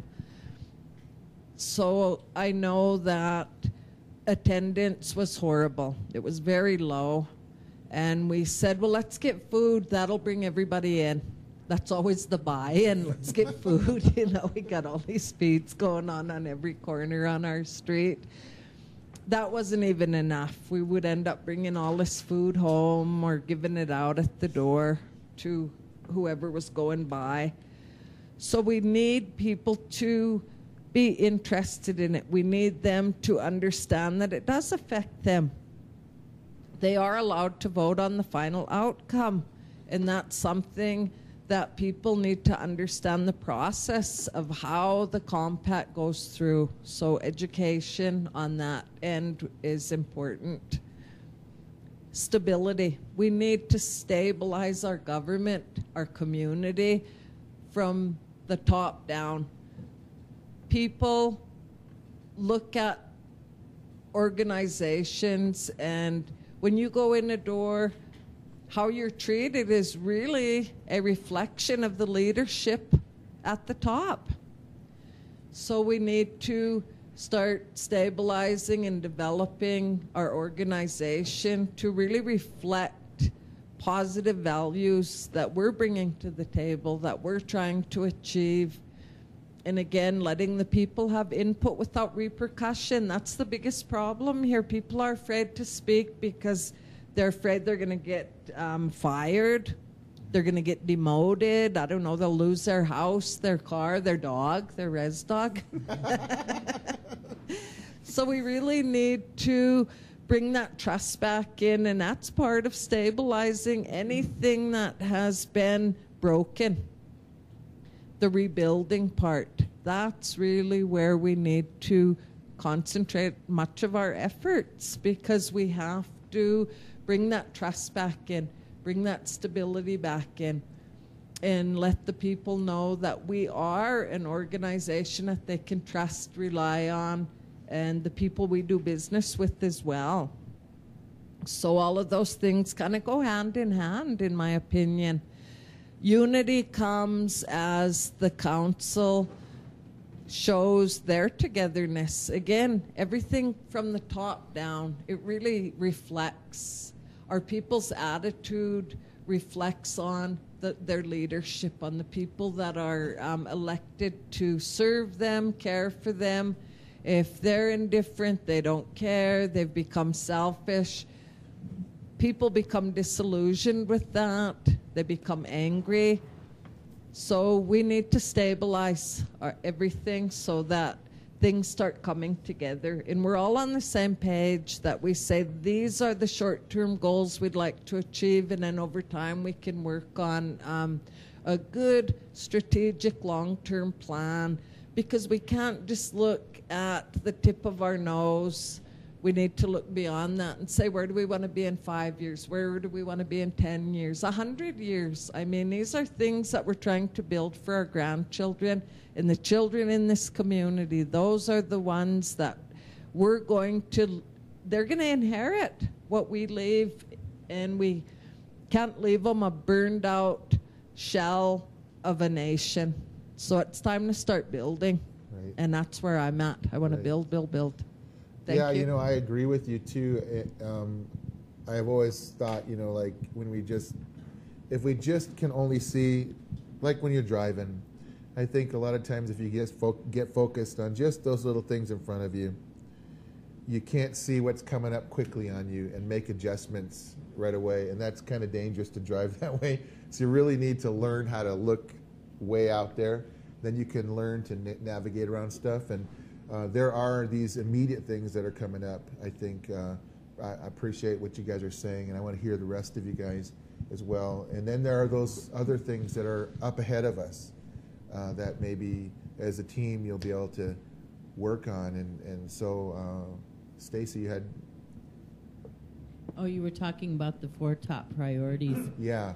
I think one of the most important ones is we need to assess our finances, and like Glenda said, stability in our government, but we're also going to have to review all the action that was taken, over the last 9 months to 2 years.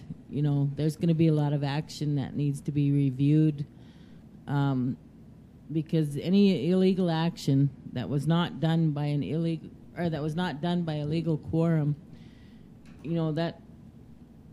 those are issues. If somebody made got a home site lease or something and it wasn't done by a legal quorum or whatever, those are issues when the landowner or when the leasee thinks he has a lease on something when actually he doesn't. What are we faced with? I'm not sure what the situation was, what business was done, or anything, but those are things that we need to evaluate, and all of the actions that were taken and what, where the tribe is at. We also need to take care of our contracts and grants, any deficiencies. I think it's important for us to get our core programs in there, personnel, finance, procurement, sit down with these 638 programs with the director and these directors of each program and do a review of the programs. If there are programs that are not in violation of their contract and grant, that's fine, but if they have any deficiencies, we need to get those corrected right away. And we have to entrust in these directors to do their jobs. And we can ask for assistance if they need it to get that done. And the water compact, we need to hit the ground running. We need to get out there and educate the people in layman's terms so that everybody understands, everybody knows, everybody can get the word out there, and help them to understand what the water compact is about, and that it's going to be their decision. It's going to be the vote of the people. Those are my top priorities. I feel that we need to address right away. That's good. I think everybody has said, and this is Harry Barnes, and I think I agree. First thing you got to do is count the money. There's no way around it, folks. You got to count the money, and then you have to share that information with every tribal member. I have seen too many large organizations when there's a major change in leadership, 6 months down the road, there's $100,000 missing, and you ask them, and they said, well, it was there when I left. I don't know what Harry did with it. And so you count that to cover yourself. There is a lot of money that has to be reviewed that was spent. You just have to. I've learned a long time ago that if you discover misdeeds or illegalities and you don't take action, you own it. Okay? Folks, you own it. And so I'm all for letting the last guy suffer for his sins. I don't want to suffer for anyone's sins. You got to count the money. There's money that was spent legitimately, money that was misspent, and money that was illegally spent. You got to identify what's what. Misspent is because of stupidity, and there's no law against stupidity. You'll never recover that money. But anything that's illegally spent, we have the fiduciary responsibility to try to recover that for the people. That's some hard decision. First things, count the money, then figure out where you're at and where you got to, how do you get out of that. Second thing is we've got a major employee issue, folks, that has to be addressed. I mean, big time, huh? Because every employee I've talked to, former employee, current employees, directors, have got some major issues. Those cases are going to have to be somehow adjudicated, and not in August and not in September. It's going to have to start in July, folks. I believe the water compact is important. I think we're on a tight time frame, and so we need to educate ourselves. I went down and testified against the water compact down in the tribal office. I was one of a few, but there was actually quite a few. My testimony was not against the fact that we had to have a water compact. I just didn't believe that we negotiated from a position of strength, and so I challenged those issues. But do we need to enter into a compact? Absolutely. We only lose if we don't, and so we have to get our hands around that right away. I think we can put it off till January, and I believe Tester's office would work with us as a new council in helping us give ourselves a little bit more time. And I think that's what we need to do so we can educate the people and ourselves, and then whatever that agreement ultimately is we got to. I think the other thing, and it's underlying all of those, is that we've either broken or strained, the last council has either broken or strained every relationship we are in. Right. So we need to go back and somehow fix those. It's going to be on our backs to do it, folks. We're the ones that are going to have to fix, repair, mend, do all those things. The most important relationship of all of those, though, is amongst ourselves. It's we and the people need to get reunited, reattached, and moving forward in a positive forward direction together. And we're here because of the people, and so we need to recognize that. And so we all have to move together, or we're not going to move at all. That's really good. This I Love Scott Kipp Sr., position 8, top 4 we're discussing, and these are great ideas. Everyone talking here. One of mine is top 1 is to give the government back to the people. That's when I say that, I mean to have the people involved. They know, because they know this is their government, and before we start, when we go in there, we have issues we have to take care of right away. And I know that business, but the first thing is let the Blackfeet people know that this is their government. They come in, they can look and they can see what's going on, because when you're elected, that's why you're elected. You let the people know. Tell them, well, this is your government. Come in, and we need to go back to our Constitution and start with that. It's there, and that's our how we operate with our Constitution. It's the rights. It's of the Blackfeet people, and we have our plan of operation. It's all set. We go off of that, and we start taking care of business from there. On our, we need to audit our budget. We need to find out where we're at. We need to rebuild what we have. We got to see where we're at. What was spent. What was spent on the funding. The funding that we don't have. We lost funding. We know we were jeopardized. We're on a lot of penalties here. We need to let the funding agencies know that they can trust this new government, that this is going to be a competent government. This is going to be a business government, because that's what we are. We are a business government, and we take care of the business. We take care of the finances. We take care of the responsibility of our people, their needs. We take responsibility of everything that we do of the government, all aspects, all the different parts of the government. Oops. Also, on our government I'm talking about, we need to have a transparent and our accountability. We have to let the people know, like I said before, we know where our money's spent, what the issues are, and we need to make people accountable. The past dysfunctional government we had before us, they need to be held accountable. What was done? How was the money spent? Well, like Harry and others have said, they need to be held accountable. We need to go back and look what damage they did, what they have broken. It's all in the Constitution. It's in how you run the government. And if money has been misspent, or or their power, as they so call it, but actually it's not power. What it is your authority to authorize your authority to make sure the government works. I said, the power is the power of the people. It's always been. The power is in the people. That's the power you put in us. You're our motive. You're my motivation. That's the power. It's not the power of. They don't have power. They have authority, where they can help you or they can ruin you and destroy you. And we talk about the employees. Now I've been around a long time, and I go into these tribal offices, and I'll tell you, some of these offices I don't even recognize. Oh, I know the people, but I don't. The employees' programs, they're all different. Wonder why I go around and I say, what happened? And they won't talk. They don't say it because they've been scared. They've been fired.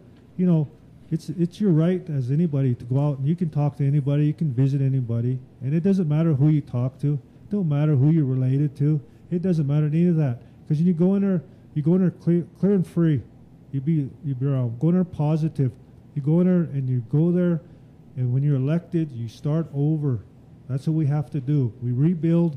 We get the trust back of the people. We get our funding agencies back to the reservation. We get the people that we talk about when you travel to D.C. Well, we need the people in D.C. that decides our funding to come to the Blackfeet country and see our people, walk amongst us, and see how we live and who we are. And we need to get people from here, our leaders, and we need to get lobbyists out there for our funding in Congress. We got to watch out because the fight is out there. The fight's not here, and that's going to change. And I believe everyone here that's elected is going to do that. And you need to work with the 4 remaining council members. You need to get them on the same page, that they're there for the people. And there's a lot of work out there, and we need the funding, and we can start marketing our own economic development. We can market our what we have. And also the last one would be, like we mentioned before, our water rights. We really have to protect those. We gotta work on this. We're gonna do it right away, and we need to work on this. And because our water rights are our most precious thing we have is our water. We all know it. Everybody downstream is getting free Blackfeet water. We know it. We look at it. Well, let's do something about it. Because if we were downstream and the non-Indians were above us, we wouldn't have water to this day. We'd be carrying it somewhere else. Every drop would be charged for. So, we have to do this. We got to play a hard card. Our ancestors, our Blackfeet, have paid for this a long time. Well, we need to do this. We're the headwaters. Let's take it and take care of business and protect our water rights. And start marketing our water as we work our compact and our negotiations. It will be in best what's for the people. Appreciate that. Well, this is David Spot Eagle. This recent council impasse has caused great harm to our Blackfeet Nation in many ways. The impasse has created hardships on the members and many others. Decisions have been made outside of the Blackfeet Constitution and our other governing documents. These decisions have to be corrected according to our own Blackfeet Constitution and bylaws. It has to be a priority to reestablish confidence in our Blackfeet government. And with this closed-door policy of this past tribal administration, it may take a long time to discover all the necessary action to bring the Blackfeet back to a normal and stable point. This has to be a priority. We know that the BIA has placed the Blackfeet on high risk. Getting the Blackfeet out of this mess created, that's a priority. Our water compact is a priority. A lot of people don't realize that this water compact, August 14th is our federal court date. And, if we go into court, we're going to lose. The original compact was $560 million to the Blackfeet tribe, and the council turned it down. And so when they did that, United States, it was dropped to $450 million. And the state of Montana also put in another $25 million. So currently it's sitting at $475 million. Also under that agreement, it states that the Blackfeet will get to retain their water rights. It also says that the Blackfeet can sell their storage water forever. Our biggest storage tank is at Four Horn Lake. And, under the agreement, we can determine how many gallons leave the reservation per day and how much we want to charge for it. But the most important thing is this court date, because the prior councils have always filed for extension after extension after extension. And finally, the government said no more extensions. This is it. August 14th is our court date. And like one of the candidates stated in here, we have a short time to try to get something moving on that, to try to get a stay or another extension. But we need to come together for the people is what we need to do to save our water rights, because it's just we're so close to losing them. I mean, we've already lost 2 bodies of water. We can't afford to lose anymore. I guess on other issues, I've heard that successful people have what they call a Midas touch. Unfortunately, the Blackfeet don't have that touch. Many efforts and businesses have lost and wasted thousands of the members' wealth. And under the under the Harvard study of successful Indian tribes, it shows us that to be successful, the tribes need to remove politics out of business. And we need to adopt a policy to achieve success that removes counsel from businesses. We can start this practice immediately by allowing our best and brightest to work within our trial government and to bring us to our fullest capabilities. When we begin to transform our government through constitutional reform, we'll build our Blackfeet Nation to reach the goals that bring prosperity and success to the people. One of the things that I think should have been brought up when we were talking about policies and rules is the oath of office, because that's a very important issue also. Taking an oath is swearing your allegiance to the Blackfeet Constitution, bylaws and laws governing the Blackfeet. As counselor, you're saying that you will always protect and defend these documents, and we must never stray away from these laws. And if elected, I will honor and respect the Blackfeet laws. I'll never stray into uncharted waters as a way to escape from the oath. I'd also like to add that I'll honor the vote of the people to reform the Blackfeet Tribal Constitution. But these are very important issues that everybody has brought up. And, we're all talking about our priorities. And I really feel that our number one priority is the Blackfeet people. They need to be placed on top because, like I said before, we're the employees of the people. If elected, we are the employees of the people. We work for them. We shouldn't be running their lives. We need to work for them. But our water has to be one of our number one concerns immediately, because August 14th is not very far away. Thank you. Yep, appreciate David. This is Joe McKay.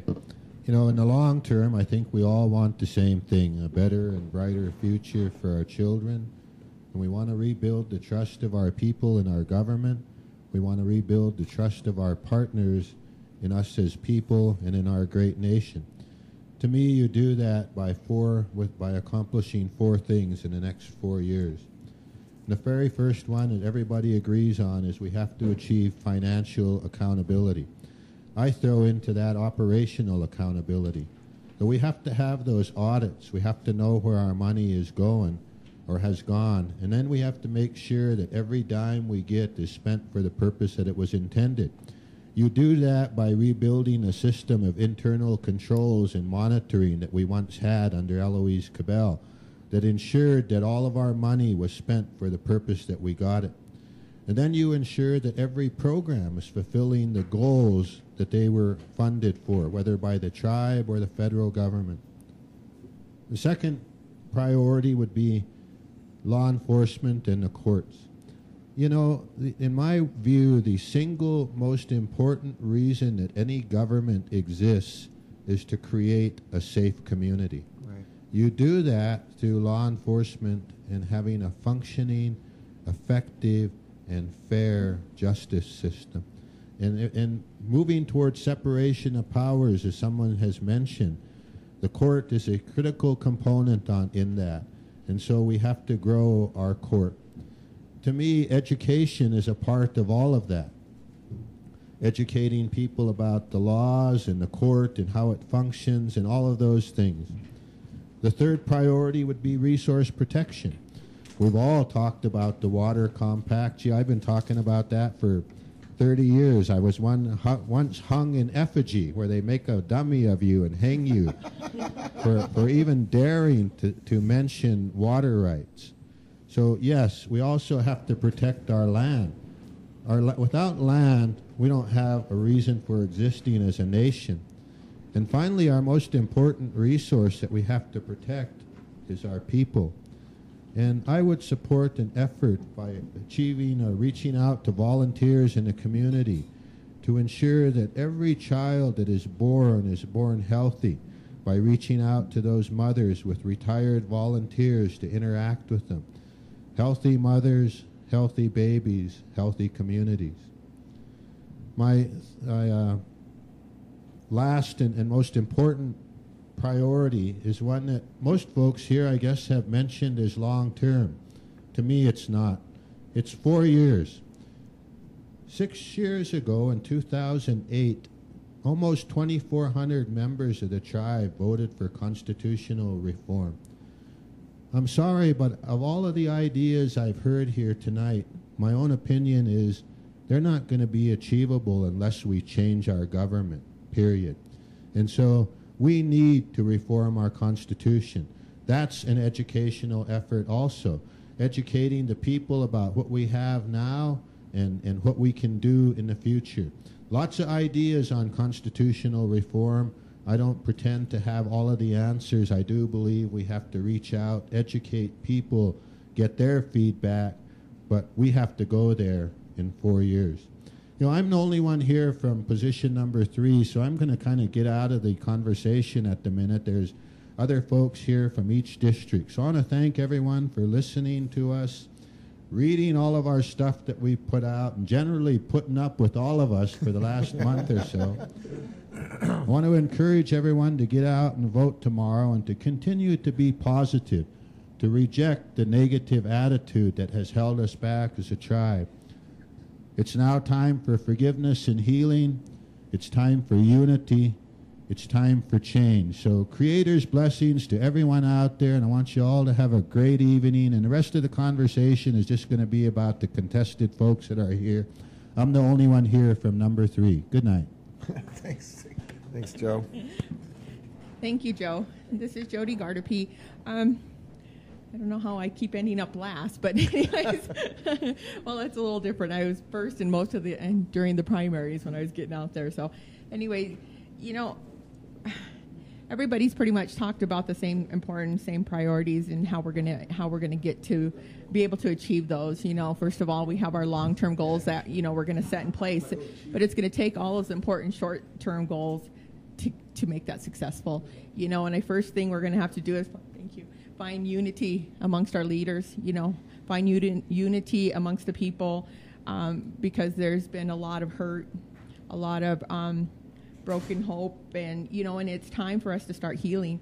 And that unity is really important, and I believe, you know, once we can start achieving that, you know, we're going to find that trust. And then, you know, again, we talk about finances. That is really important. You know, we need to know day one what we're dealing with, what are our resources, what are our assets, what do we have, where we at, where we're going to start, you know, because that's going to tell us, you know, exactly where we're going and how hard we're going to be working hard anyways. You know, we're not going into anything easy. So I hope, you know, I think everybody here at the table understands that, you know, but, you know, we have a lot of findings with the 638s, and how are we going to address those? If we're high risk and it's reimbursement only, how are we going to achieve that? So that's something that we need to look at with the finances almost immediately, the accountability, how money was spent, you know, and when you talk about grants and funding and things like that, you know, when you write the grants, they're basically, it's spelled out for you. It's told, you're telling them how you're going to spend that money, and they're trusting you're going to spend it properly. And, you know, and we need to be doing that. It's not juggle here, juggle there, and then try to figure it out at the end of the day. You know, it's there and it has a purpose. And so I think that's really important. I've become a little more knowledgeable about the water compact. There was a lot of people out there saying, oh, certain people are trying to sell their water, certain people, you know, that isn't it. You know, the whole thing is you have to become educated. You really truly need to get out there, and the leaders and the people who are knowledgeable really need to provide that to the community. Every community on the Blackfeet Reservation need to know what's going on here. Very important, very vital. It's happening. And, you know, we need to take control. We need to find a way to make sure that the people know what's happening. We're not selling it. We're looking to retain control and market it and become profitable from it. So that's how I see, and that's going to be the economic development aspect. And in return, then that also, entails our land. That needs to also, we need to be looking at that. There was money earmarked for land buyback for small shares and stuff. How's that being dealt with? I haven't heard much here, so I'm hoping to gain some more knowledge on that. Along with, what are we going to do in the communities? We need to be asking, each and every community has some needs, great needs, and really they don't ask for a whole lot, but they deserve to be heard.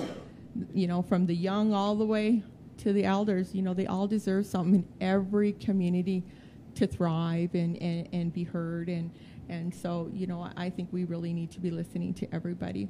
And like I said, we talk about the constitutional reform.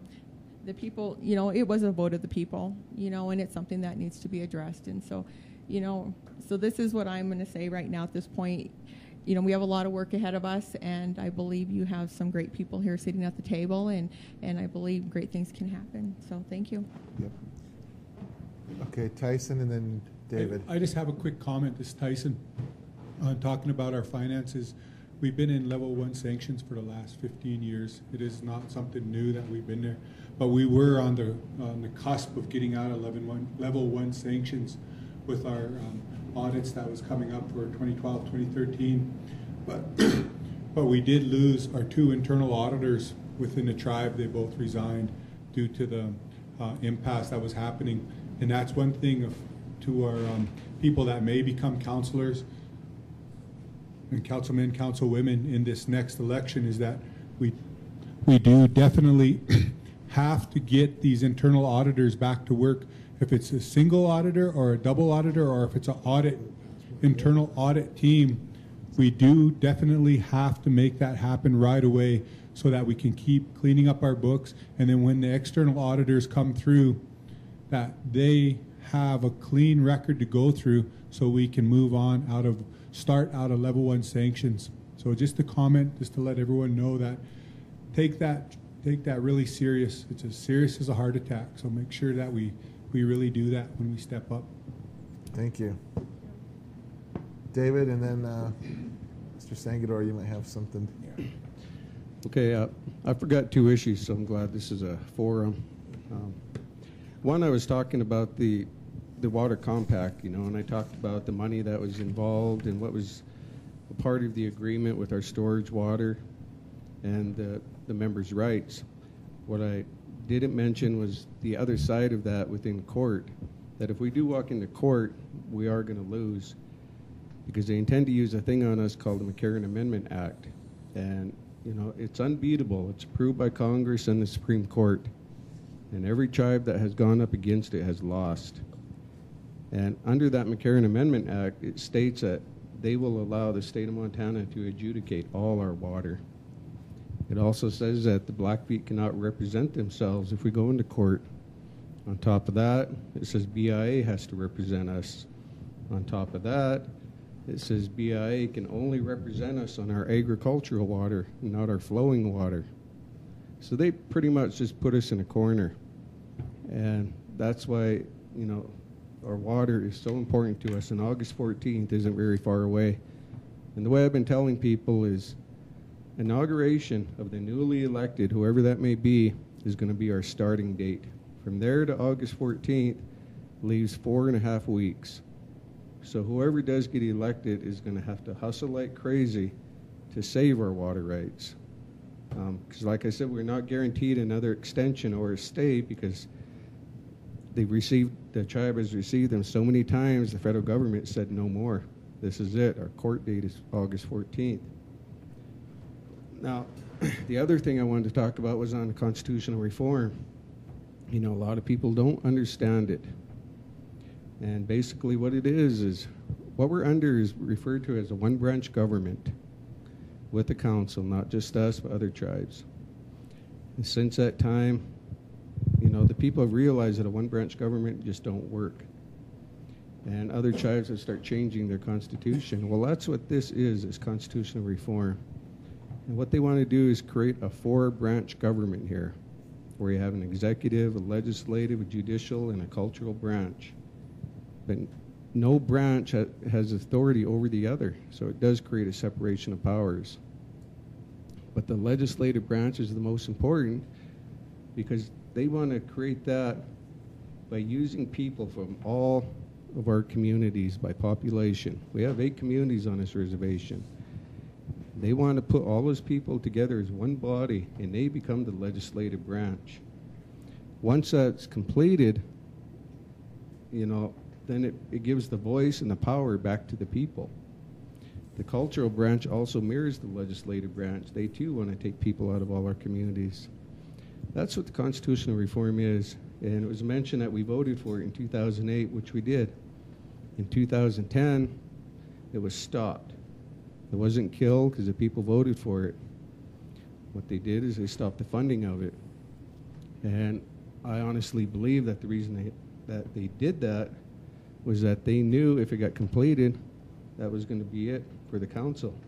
Because once that legislative branch is created and functioning, it totally dissolves the tribal council. And that's what we need. We need the power and the voice to go back to the people. We don't need a council. We don't need 9, you know, I'll just come out and say it. We don't need 9 talking heads telling the people of our tribe what to do and what they can't do. The people need to have the voice and the power. That's why it's so important that we get the constitutional reform going again. And from where they left off in 2010, they could probably have completed within 1.5 to 2 years. And then it's sent off for a signature within the BIA. It comes back here to a vote of the people. And if the majority of the people vote for it, then we switch over to this 4-branch government. And it's bye-bye 1-branch government and bye-bye council. And I really believe that this is what we need, and I'm strongly in support of it. Thank you. Wow, you have said a mouthful there. I would be interested to talk a little bit more about that, but I know it's getting late. I can look at tiredness in some of your eyes, so I don't want you to, but I know, you know, Mr. Sangador, I know you have some things you want to share, and, you know, maybe if some of you guys have some questions. Obviously, tomorrow's election day, but, and David, you had some interesting things. I'd sure be interested to hear your thought process and how that looks. But Mr. Sangador, you had something you wanted to share too. Yeah, I just want to talk about you said the top 4 things, and I think the first one is the financial. Yeah. What kind of shape is the tribe in? All of this, because everybody kind of hit on all the points that are a top priority, but you know, like your 638 contracts. I think everybody who's elected should go and meet with the funding agencies and see what a 638 contract is, who it serves, what its purpose is. You know, because you see a lot with this impasse. There's a lot of people not getting paid, and that all goes back to you know, who it serves and stuff like that. And then, like the water compact, it ain't like we got a big dam, we're holding everything back here. It's all going downriver, and we ain't getting nothing for it. And I think we do got to make a deal, because if we do go to court, we're going to get beat. Then that's a very important issue. And then the other one is the employees. You know, the ones that was fired or whatever. How you gonna deal? You know, that's a hard thing to deal with. You know, who was right or who was wrong. You know, but that's got to be up to, like Tyson said, you know, legals have to get involved in personnel and see if it was right or wrong. But there's a lot of issues that's got to be taken care of right away. But the financial one is the biggest one. Yeah. You know, tribes got to see where they're at first, or we ain't going nowhere. Yeah. There are 2 things you want to mention before I. Stacy, did you have something you wanted to comment on, or? Well, I just wanted to state that, you know, I think that the employee issue goes back to what I stated about all the actions that were taken, right. You know, whether we need to review and research those and determine which actions are legal, which isn't. But, you know, talking about the water compact and the other issues we're facing with the grants and contracts. In late April, I went and met with the acting superintendent, Thetis Crow, with my concerns as an enrolled member. I was concerned about the audits that were due June 30th, and also the necessary action taken that the legal quorum of the council needs to take by July 1st for us to approve our 638 contracts and grants. You know, if these actions aren't done, we're going to lose out on approximately $1.25 million of indirect cost. And that's going to affect us as a tribe because, you know, that money is used for our core programs, our finance personnel, and procurement, you know, and we need those internal controls in place and functioning as a stable government in order to operate any Indian self-determination contracts. And, you know, the BIA is supposed to encourage the tribes to, you know, take these programs and stuff, but we need to be able to manage these programs. Right. And, you know, we need to be able to prove that. We have to reestablish our credibility, trust. You know, we need to show accountability and responsibility as leaders, you know, but we need to do that as a team and using our most valuable resources, which is our employees. You know, we need to provide them with the proper training. I know the finance monitors that oversee the 638 contracts and grants, only a couple of them that I talked to had ever been to training over the years, and they said it had been a few years that they even received training, and it wasn't necessarily just for 638 contracts and grants. So, you know, those are things that need to be addressed, and it's important that they understand what they're doing because we're entrusting them to oversee these contracts and grants. Jody. This is Jody again. And when we're talking about finances, we're talking about what we're currently going to be facing when the new council walk in and what we're going to be dealing with. But then we also need to be looking at what any future debt we could be incurring. And, you know, and I've been doing a lot of education around the community with the Affordable Care Act.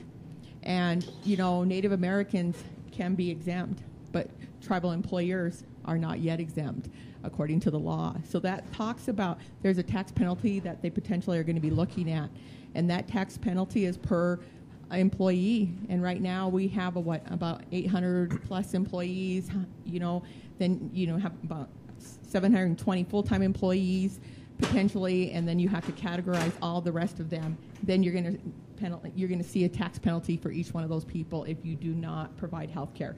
So that's another thing we need to be looking at is the debt that could be coming in the future. So, you know, we're talking a big dollar figure, and, you know, I've been providing education to the Tribal Council since September, October, and, you know, and I think I spent the first 6 months just educating the community along with letting the tribal entities know this is going to be happening. So, you know, yes, as individuals, we can be exempt. We can find an exemption if you do not have health insurance, but as a tribal employer that's coming, you know, the leaders need to be looking at that. So it's something I just wanted to throw out there. You know, we're facing a deficit probably going in, but also what we're going to be facing in the future. So. Wow. Yeah. Thank you. I have two things that came on the internet, and then I just want you to decide which one you want to tackle, and then we'll just kind of end with that thought, and maybe you have a final thoughts. We'll summarize, you know, our evening together, because I know it's getting past my bedtime. But two things came in. One, someone asked about IHS and working with BIA and somehow fixing the health care that we presently have and making that better. And then the other was, what about our kids? I think that's something I think you all have probably heard at some point. What are you going to do about our kids? You know, the children, you know, how do you, where's that on the roll? You know, and obviously, you know, we've all articulated, you know, what we see as immediate. Those are things, you know, those are right in front of us. They've got to be addressed. But in the hearts of the people out there, a lot of them are like, well, what about our kids? What are you going to do about them? And like I said in the beginning, you know, there are going to be things that people think out there, this is the priority, but because you know the information in front of you, you may not get to that right away. And having them understand that. So maybe whoever wants to jump in, and I guess Tyson. We talked about the IHS and the BIA and what the services they provide. And I've been a BIA employee. I was a BIA employee back in 2002 through 2005. And I know that they are strapped for cash too. And they supply the same services we do in we 638 programs. And it seems like we're all so easy to bash the IHS and the BIA and to get on the bandwagon and say they are not providing this or that. And I know that they're trying their best. My uncle was the director up there for many years, and he voiced that. He says a limited funding of what we receive. And so it takes us at the national, to go to the national level to lobby and to build them relationships and our credibility back up and represent us as people, what is reflected back to them, what we really have here. And all we know is that we don't have this number, we don't have that number, you don't have this amount of service we can provide you, but we have to reflect the truth of what we get. And we have to be in the driver's seats as council people to tell them, this is our main priorities. Sometimes I've been there where the federal government will say, just implement it because we got to get it done without consulting the tribe. And we have to be in the forefront of every action taken by the BIA or the IHS that affects us so that we can get that reflection of money back to serve our people. And it's easy to bash them, so we can't do that. We got to keep that relationship going, but we have to reflect it. And with the children, I was at the street dance yesterday. The other day, awesome. I got put out there and drug out there to dance, and I hate dancing, you know. And it was so shameful, but the kids loved it. And once it started, I was in it. I loved it. And what needs to happen is more of our adult people need to be involved in them kind of activities with our kids, because it was all kids and no middle-aged people there to even see what was happening with the magic of them dancing and enjoying themselves and the fun that was happening. We have to promote that, and we have to be involved as even council people that will be there. And also working with our school districts and any other service provider that is involved with our youth. We have to support it. We can't just be the handout organization. We have to be the hands-on. We have to be there. We have to be involved in watching it happen and taking part with it. And us being taking part is more than the handout of giving out the money. And each activity that happens for our kids, with it the school district, with its any kind of other service, that's where I stand on how we help our youth, is by supporting them and taking part with them and letting them be the priority. Yeah, that's good. I agree with that, Tyson. Letting them be the priority. We need to show better role models to our children. Rarely do they have the type of role models that they can talk to, interact with, and learn to think like that, like successful people do. We need to encourage that, flesh that out with our children by providing them people that they can actually see that have done successful things. But more than that, we have to invest in them. How do we do that? There are many ways. We always say sovereignty. Well, as a sovereign nation, we do have the right to tax. I know that the state already taxes for cigarettes and alcohol and tobacco. But we have entities here in our town where they sell large quantities of alcohol, like Town Pump.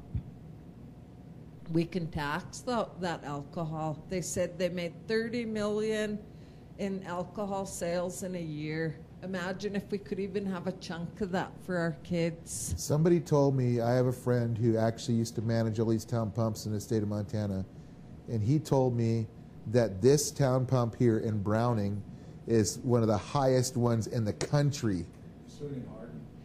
So what we do is we put that money away that we tax, and we budget it for children, for elders, and for infrastructure. And once that is in place over time, we can start helping more and more people. We could start with 80-year-olds to 100. Wow. With the elderly, giving them some type of service. I know a lot of them don't have enough money to even meet their utility bills, so that may be something we could put toward that. Entertainment in our town is far and few between. You see it. Any little bit of entertainment that comes here, people go in droves to see it. So we need to start bringing something in for the people to enjoy themselves, to be community-minded. I live at Lastar, and I'll tell you about every other house. There's grandparents raising grandchildren. I happen to be one of those people. We have kids out there, and they have a basketball hoop out in the street, and they ride their bikes, and have water balloon fights and rock fights sometimes even.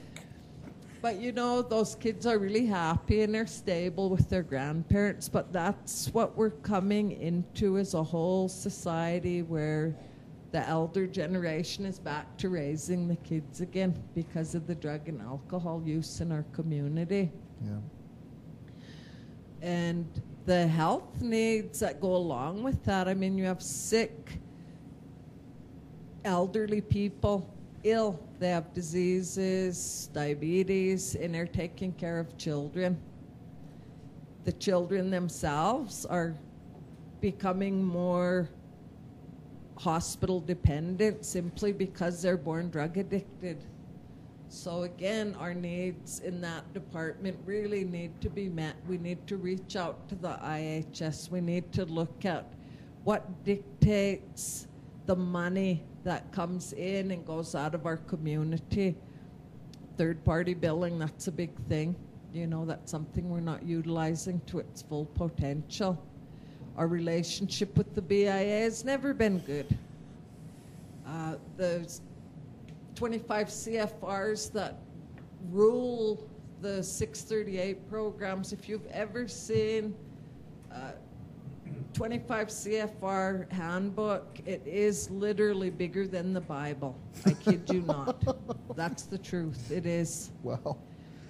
And you weed through that thing, and I'll tell you, boy, you almost need a lawyer to sit there with you, but any intelligent person could really get what they need out of that handbook, to understanding what runs our 638 programs, the organization of it, the obligations that we're required as a tribe that takes those 638 programs on. We're required to meet those 25 CFRs. So again, it's a lot of education in these areas, but we can have a relationship with the entities that we have for so long been taught to dislike. I remember as a child, my grandpa, for instance, had never been to the hospital until he was 80-some years old. They literally had to make him a file. He had been taught to fear the hospital, to be afraid of it. And that passed down to all of us. We were afraid of the hospital. In fact, a lot of people still are. They don't like going up there. They have a bad attitude toward it because they've been treated badly there. Let's be honest. We oftentimes get healthcare providers that don't care about us. They don't understand our culture, where we're coming from. I've seen the judgment on our people from that end, the neglect. So again, just making people accountable in that respect. A lot of the, we have a lot of talk here about constitutional reform, and I really believe that once the people develop and create the constitution that they want, it will take care of a lot of our problems. It will bring long-term solutions into our tribe. I know one person said they didn't believe in long-term, but I do. That's how you build success over time. And the next group coming in can build on that same success. It has to be done. We go into this 4-year thing, 4 years are done, and these new ones come in and do everything those ones did. We can't keep functioning like that, people. We just can't. Yeah. It's been a detriment to us as a community. So I really believe that long-term is something we need to do for our people and for our children in our community, who are really the future, but we do also have to take care of the elders and their health care needs and the upcoming problems we do have with the younger generation's health care problems. And we should really look at bringing doctors in that want to stay here for long term. That way they have ownership in our community and they provide better care because they learn to love us. Yeah. And that's the bottom line. As you were talking, somebody sent a message to the radio station just talking about what you just briefly swept by, which I think everybody knows, that just the level of trauma and just almost a crisis really where the children are at, and the drug addiction and what that's happening, how that's affecting 4 out of 10 or is it higher of kids that are growing up. 6 out of 10. So that's your future. That's the future. They're going to become adults, and then what's going to happen? And so maybe we don't see it now. It's not that clear in front of us, but it's coming quick. We all know, time is not on our side. The older we get, we realize time is fleeting. It's quick. And 4 years is such a quick time to be sitting in a chair and making decisions, and Lord willing, maybe there's another term another person has and it becomes 8 years. But like David, you mentioned, there's got to be this some way to create something that changes that stagger start thing where it's so, herky-jerky. A guy gets in there, then they're gone, and another group comes in, and they have another idea, and you start all over again, And my brother, he's an area director for IHS over in he oversees the 7 hospitals in North and South Dakota and Minnesota. They just dedicated one, and they had to work really hard with the business councils and their people to work and make those hospitals work. And they've been able to turn a bunch of them around, and they were just at this dedication over there and over in Standing Rock, and got to meet the president and all this stuff. But they really worked hard, and I know there's got to be this communication that says, hey, we need better health care, guys. That's a treaty right. That's something that goes back a long time ago. We've got problems here, and getting an area director that is the right kind of person that really cares. And I know there's a couple ladies that are ready to talk, so we'll go right here, and then Jody, and then we'll kind of wrap it up because it's almost time for us to. Our pumpkins are going to go away. I just want to talk about health care and children. First of all, our funding depends on census count for our health care and our education. We don't get to count the members that don't live here. We only get to count the members that are here. And that's sad because, we count on these monies, but we're not just servicing our members here. We're servicing urban Indians from Great Falls, Helena, Butte. We're also servicing patients from other reservations. And no money comes back into the tribe for those services. We're using our monies. And I think we're missing a big opportunity here, talking about reestablishing relations. Right now with the focus on IHS and Senator Tester's commitment to looking into what's going on, it would be an opportune moment for our tribe to come in and say, hey, we want to make some changes here. We need to be able to do this or this. The area office is there for resource oversight. But, you know, is it effective? You know, what are we getting in return? We need, I think, in my opinion, we need good recruiters for medical staff, doctors. We need doctors that want to come here and be part of the community so that they're living amongst our people. And we have some good doctors here, but they're so short-staffed at the hospital right now, and it's hard to get an appointment. But, you know, we need to make these demands on our federal officials so that they understand, because they do have a responsibility to us. You know, we don't have the services capable of treating meth addiction. You know, we don't have, the amount. I know there's waiting lists. I've heard about them having waiting lists at the facilities that do take meth patients. What are the long-term effects of babies born to meth? You know, it is a social problem, and it's our problem. Everybody here needs to come together for our kids. And we need to work together to create some type of good, positive atmosphere for our children. And like these folks brought up before, it takes the community to come together to get involved in these activities. You know, 4-H is a good example. You know, we've always promoted 4-H, and they're more than just raising pigs and raising cows. You know, and people need to know more about it. We need to get more kids involved. There's other aspects of 4-H, and that's just one organization that,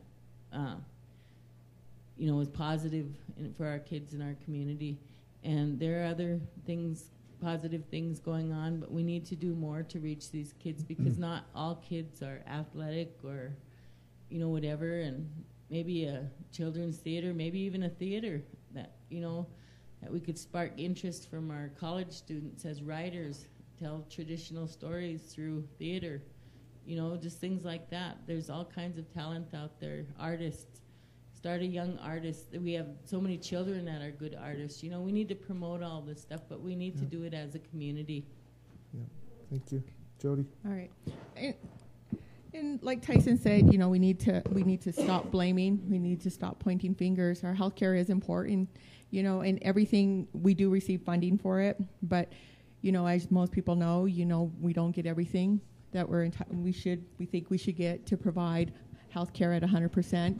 So, you know, that's when we start looking at new ideas. But I think by working together, we, instead of blaming, and we all need to, IHS employees and the tribe need to be able to sit down at the table, just like we're asking our leaders to do with everybody else, and really brainstorm how we're going to do this, include tribal health, because, you know, even our tribal health program receives 638 money from IHS. So, you know, again, how can we enhance that?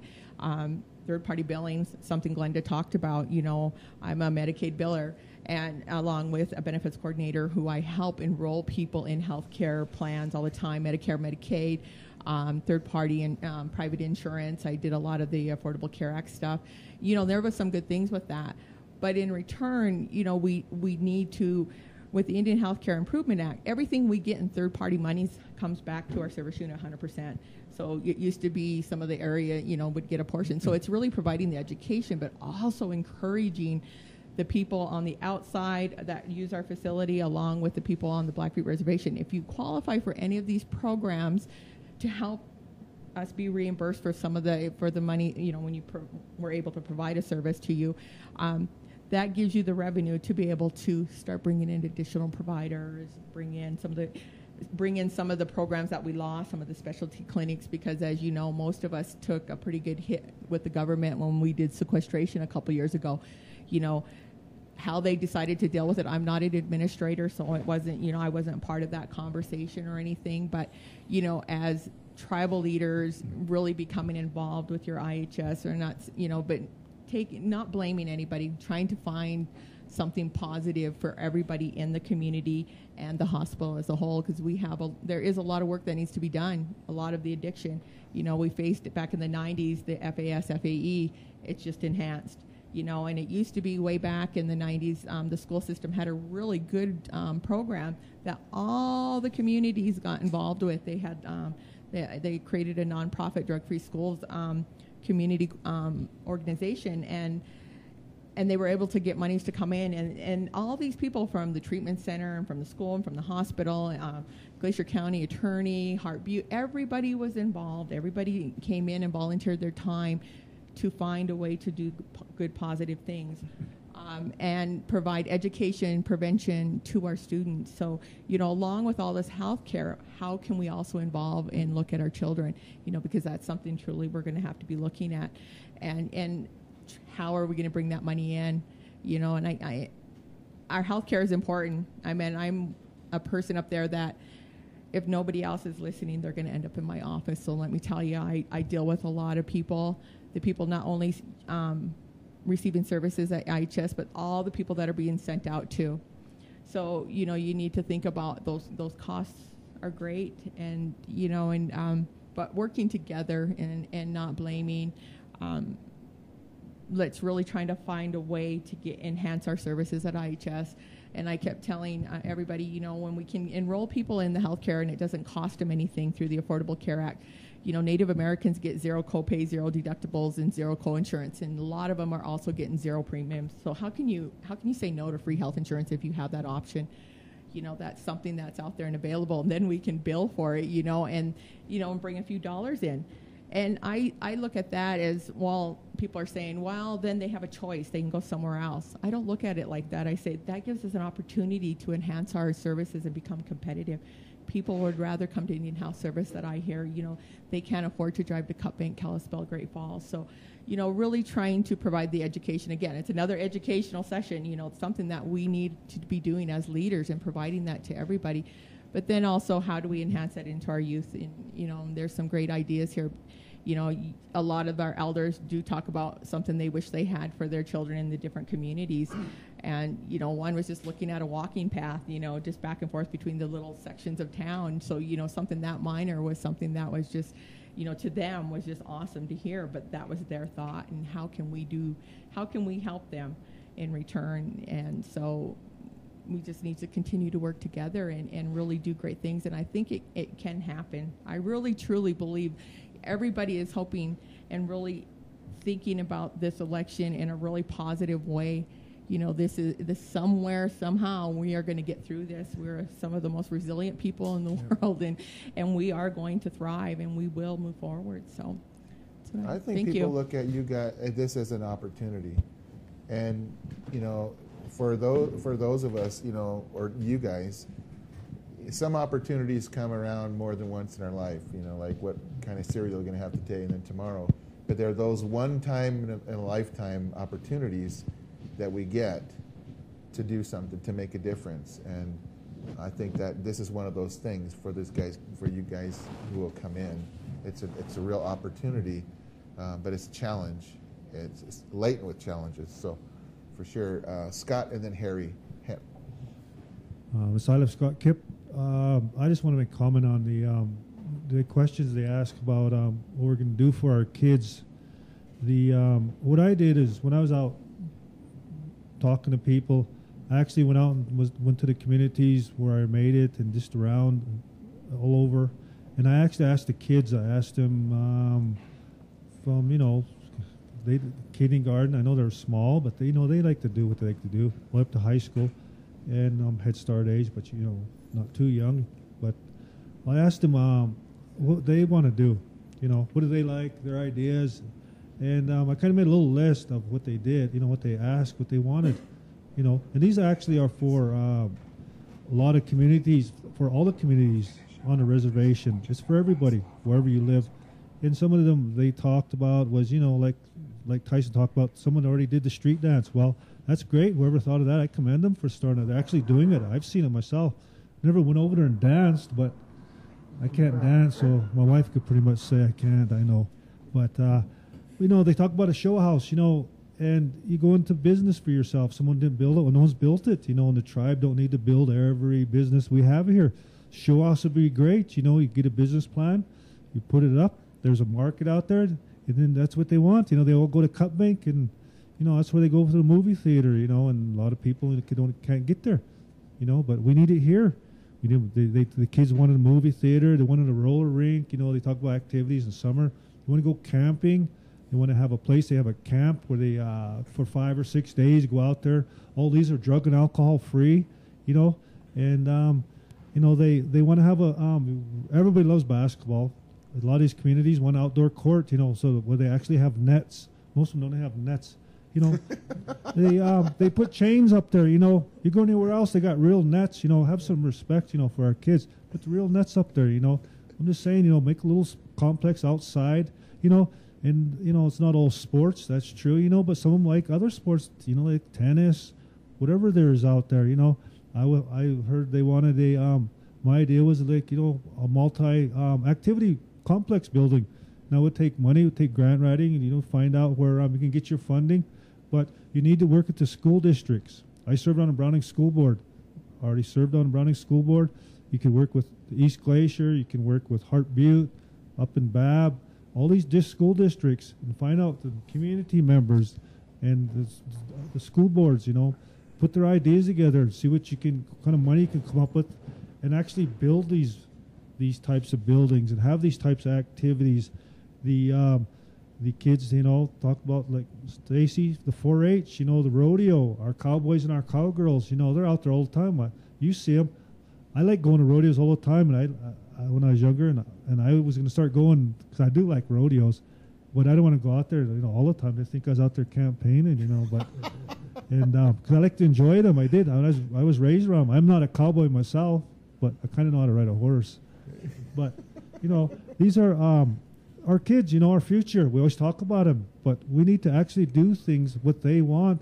Take it, and you can, when you build these buildings, build green buildings. There's money in green buildings. You know, they can, you know, they help themselves. You know, that's the environment. You know, but this alcohol and drug free, you know, we work together, work with the school district, all the agencies, the IHS, the BIA, and the community members.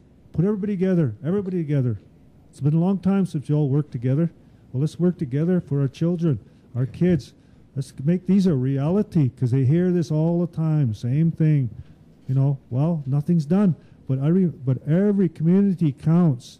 There's got to be something done for Hart Butte. There's got to be something done for Star School, Bab, the other communities around, the rural communities. You know, a lot of them are ranchers and farmers, but a lot of ranchers, got a lot of cowboys and cowgirls out there. You know, they got to be known. Let them know they can be. They're welcome to come to the table. You know, and let's put it together. See, because there's a lot of people out there that know how this can be done, and it's their ideas that bring this together for our kids, because they have their kids and they're important to us. So I just say, everybody, let's you know, come out with your ideas, and let's get together and let's make this a reality, instead of 4 years later and saying, what happened? Where's what these kids wanted, our kids wanted? Well, let's make it a reality and do this together. That's how you do it. Work together, bring everybody together. Every community counts. Let's go to the outlying communities and do this. See what you want, what you need, and let's get it together and let's do it. And let's make it a reality for our kids, so we know where they're at, what they're doing, and it's alcohol and drug free, and it's good for their environment all at the same time. And everybody can come together and be happy, and that's what we're supposed to do. It's good. It's good. You know, I think the first and greatest responsibility and what we can do for our children is to provide them with a safe community. I mean, we need to get these predatory drug dealers off the streets, huh? Really, we do. I mean, I would like that the council sit down with the chief of police. Obviously, we can't go through a new chief of police every year and expect any continuity or any esprit de corps in our police force. You know, but I would sit down with that police chief and say, we want results with this drug problem. Everybody says, oh yeah, I know who the drug dealers are, so-and-so over there, and they're selling out of that house. Well, damn it, let's go interrupt them. Huh? Let's make life miserable for them. The drug trade from Yakima and the Tri-Cities takes advantage of the reservations and the jurisdictional issues, and so they ply that trade here, and they're making our children victims, making our young mothers victims, so that we are having meth babies. What's going to be the impact of that? we're going to take care of that child the rest of their life. We're going to take care of that child the rest of their life. And that's what happens to that poor damaged child. And I'm not blaming the mother. I'm blaming those predatory drug dealers. And so if it's a husband or spouse, let's put his butt in jail. Let's do something about it. If we all know who they are, let's go disrupt their life a little bit. Make it as miserable on them as they are making it on our children. That's the first thing we got to give our kids. Then those other things, as we can afford it, we need to do those things. IHS, I don't think the U.S. government has fulfilled their treaty obligation since they signed it, especially with health care. And I'm not blaming them, but I do expect them to answer the question, why aren't you fulfilling your trust responsibility? And we then make a good case why that's true. And then we just hold them accountable to that. There'll always be a shortage of money. We know that. But I think we have a certain priority level because we give up millions of acres and millions of lives for that right. It's ours. It's not an entitlement. It's a debt. And I think we need to press that debt issue. That's all I've got, and I thank the two people that are out there still listening. God bless you. Yeah, you know, it has been a long evening, and I got to say, I appreciate what you just said. If we were in church, I would have said amen. You know, one of those. Yeah, there you go. You know, I think that's going to be. There's a lot of challenges in what you said. I mean, you hit it on the head, and everyone has had so many great things to say tonight. And you know, we're going to wrap this up. I know that for those of you guys who are listening on the internet and have been turning in and out throughout this time tonight, we just appreciate you listening. Tomorrow you got to get out and vote, and you got some people to make a decision about who you want to represent you, and tackle these big issues that are in front of the tribe. It's a great day for Blackfeet land for sure, and so maybe I'm gonna just give these guys, each one of you, 30 seconds to say goodbye, or what do you want to say to those people, or the last two that you said are listening out there. And then we'll just go ahead and sign off tonight. But even before I let you guys out the corral, I just want to say thanks, guys, for taking the time. I know it's long, and you could have been doing a lot of other things tonight, but to just be here tonight was huge. So thank you for just coming in, and I hope it wasn't as painful as you thought it was going to be at the onset, or a little bit. Let me start by pressing that 30 seconds. I do want to thank everybody out there. I want to thank the radio station and JC. Most importantly, I want to thank all of you. You've presented yourselves fairly, honestly, and with honor. I appreciate that. Someone said once we get sworn in, we're going to be faced with that. I would challenge you all to start Wednesday morning. That's when you need to start, Wednesday morning after tomorrow. Let's give the people their voice tomorrow, then let's start carrying it out. Thank you all for listening. Thank you all for being here. Yep. Harry Barnes. Thank you. This is Nell Sangador again, and I'd just like to thank you guys for listening. I'd like to wish everybody good luck here. There's a lot of good people here. And it's a critical time for the Blackfeet, so you better get out there and vote. Thank you. This is Glenda Daisy Gillum, Browning Position 2, and I want to thank you all for tuning in tonight and hearing our ideas and letting us share that with you. And I'm just happy that I was able to make it this far, and I hope to represent our great Blackfeet Nation for the future. Thank you. Yeah.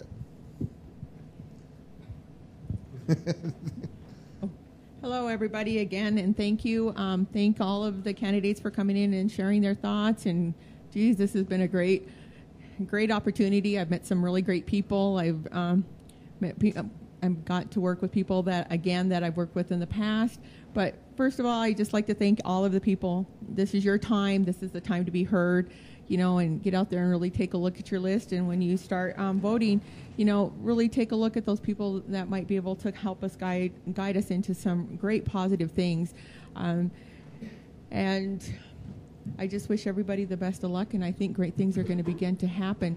I always say it's time to regain the trust, create stability, a future for the Blackfeet Nation, and that I truly believe. So, again, thank you. This is Jody Gardapi. Bye. Thanks, Jody. Well, this is David Spot Eagle. I'd just like to thank everybody, all our listeners out there that listen by radio and by internet. I thank everybody for this forum. This was a very good forum. A lot of people here, and pretty much everybody had something good to say, and I'm glad everybody got to hear that. That's what we need, is to be transparent with the people, and hopefully tonight we were transparent with everybody. And I'd also like to thank everybody that supported me, and also ask for your continued support tomorrow. Thank you very much. Thanks, David. This is Isla Scott Kipp Sr., Position 8, All Agency District. I want to tell everybody out there in Blackfeet country that I'm going to put the government back in your hands, and it's time for the people, and respect is back, and honesty. And I want to thank everybody that had voted for me, and everybody that gets out there and vote. Doesn't matter who you choose, you go out and vote. That's what counts. You choose your candidate. They're all great people. They're all great candidates. And in my opinion, they're all for the people. I'm for the people. So go out there and vote and choose. And I want to thank my family. And I know St. The Price is right. I can start thanking people. But so I guess I better not. But thank you, my family and people that voted for me. And go out and vote. Make a difference. Did I win the car?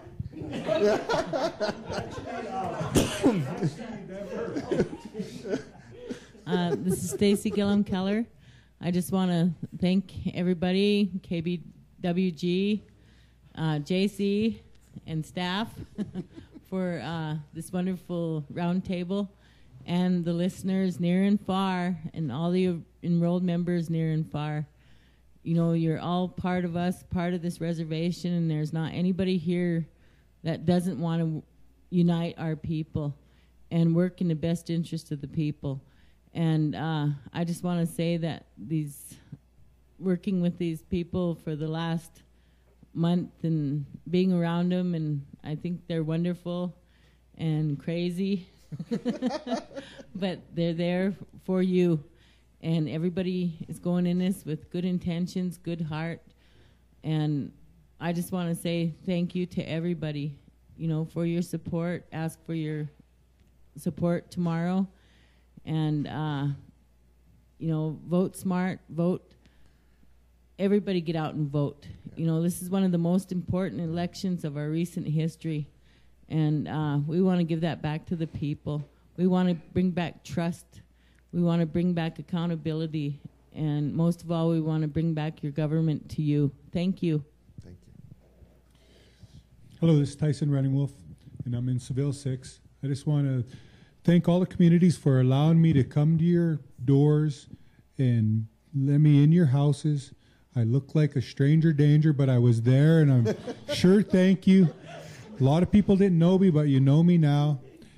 I sure thank you. I've been bit 3 times. I survived it. I've fed out more red wieners and fry bread than I can ever think. I don't think there's any more down in Havre of Cloverdale red wieners. And I do have fry bread fingers. And so I just want everybody to come out and vote. And thank you for KBWG and the staff for both of the forums that you guys held, and allowing us to get out there and be heard on the radio. And also for the people that have visited my website, and also for my family. My family has been awesome. They've been behind me 100%, and I want to thank them. And vote Tyson Running Wolf tomorrow. There you go. All righty, guys. Well, that's it. So when I get in there, things are going to change. You guys have a great evening, and get out and vote tomorrow. We'll talk to you later. Thank this you. This is little JC signing off. God bless. Thank you for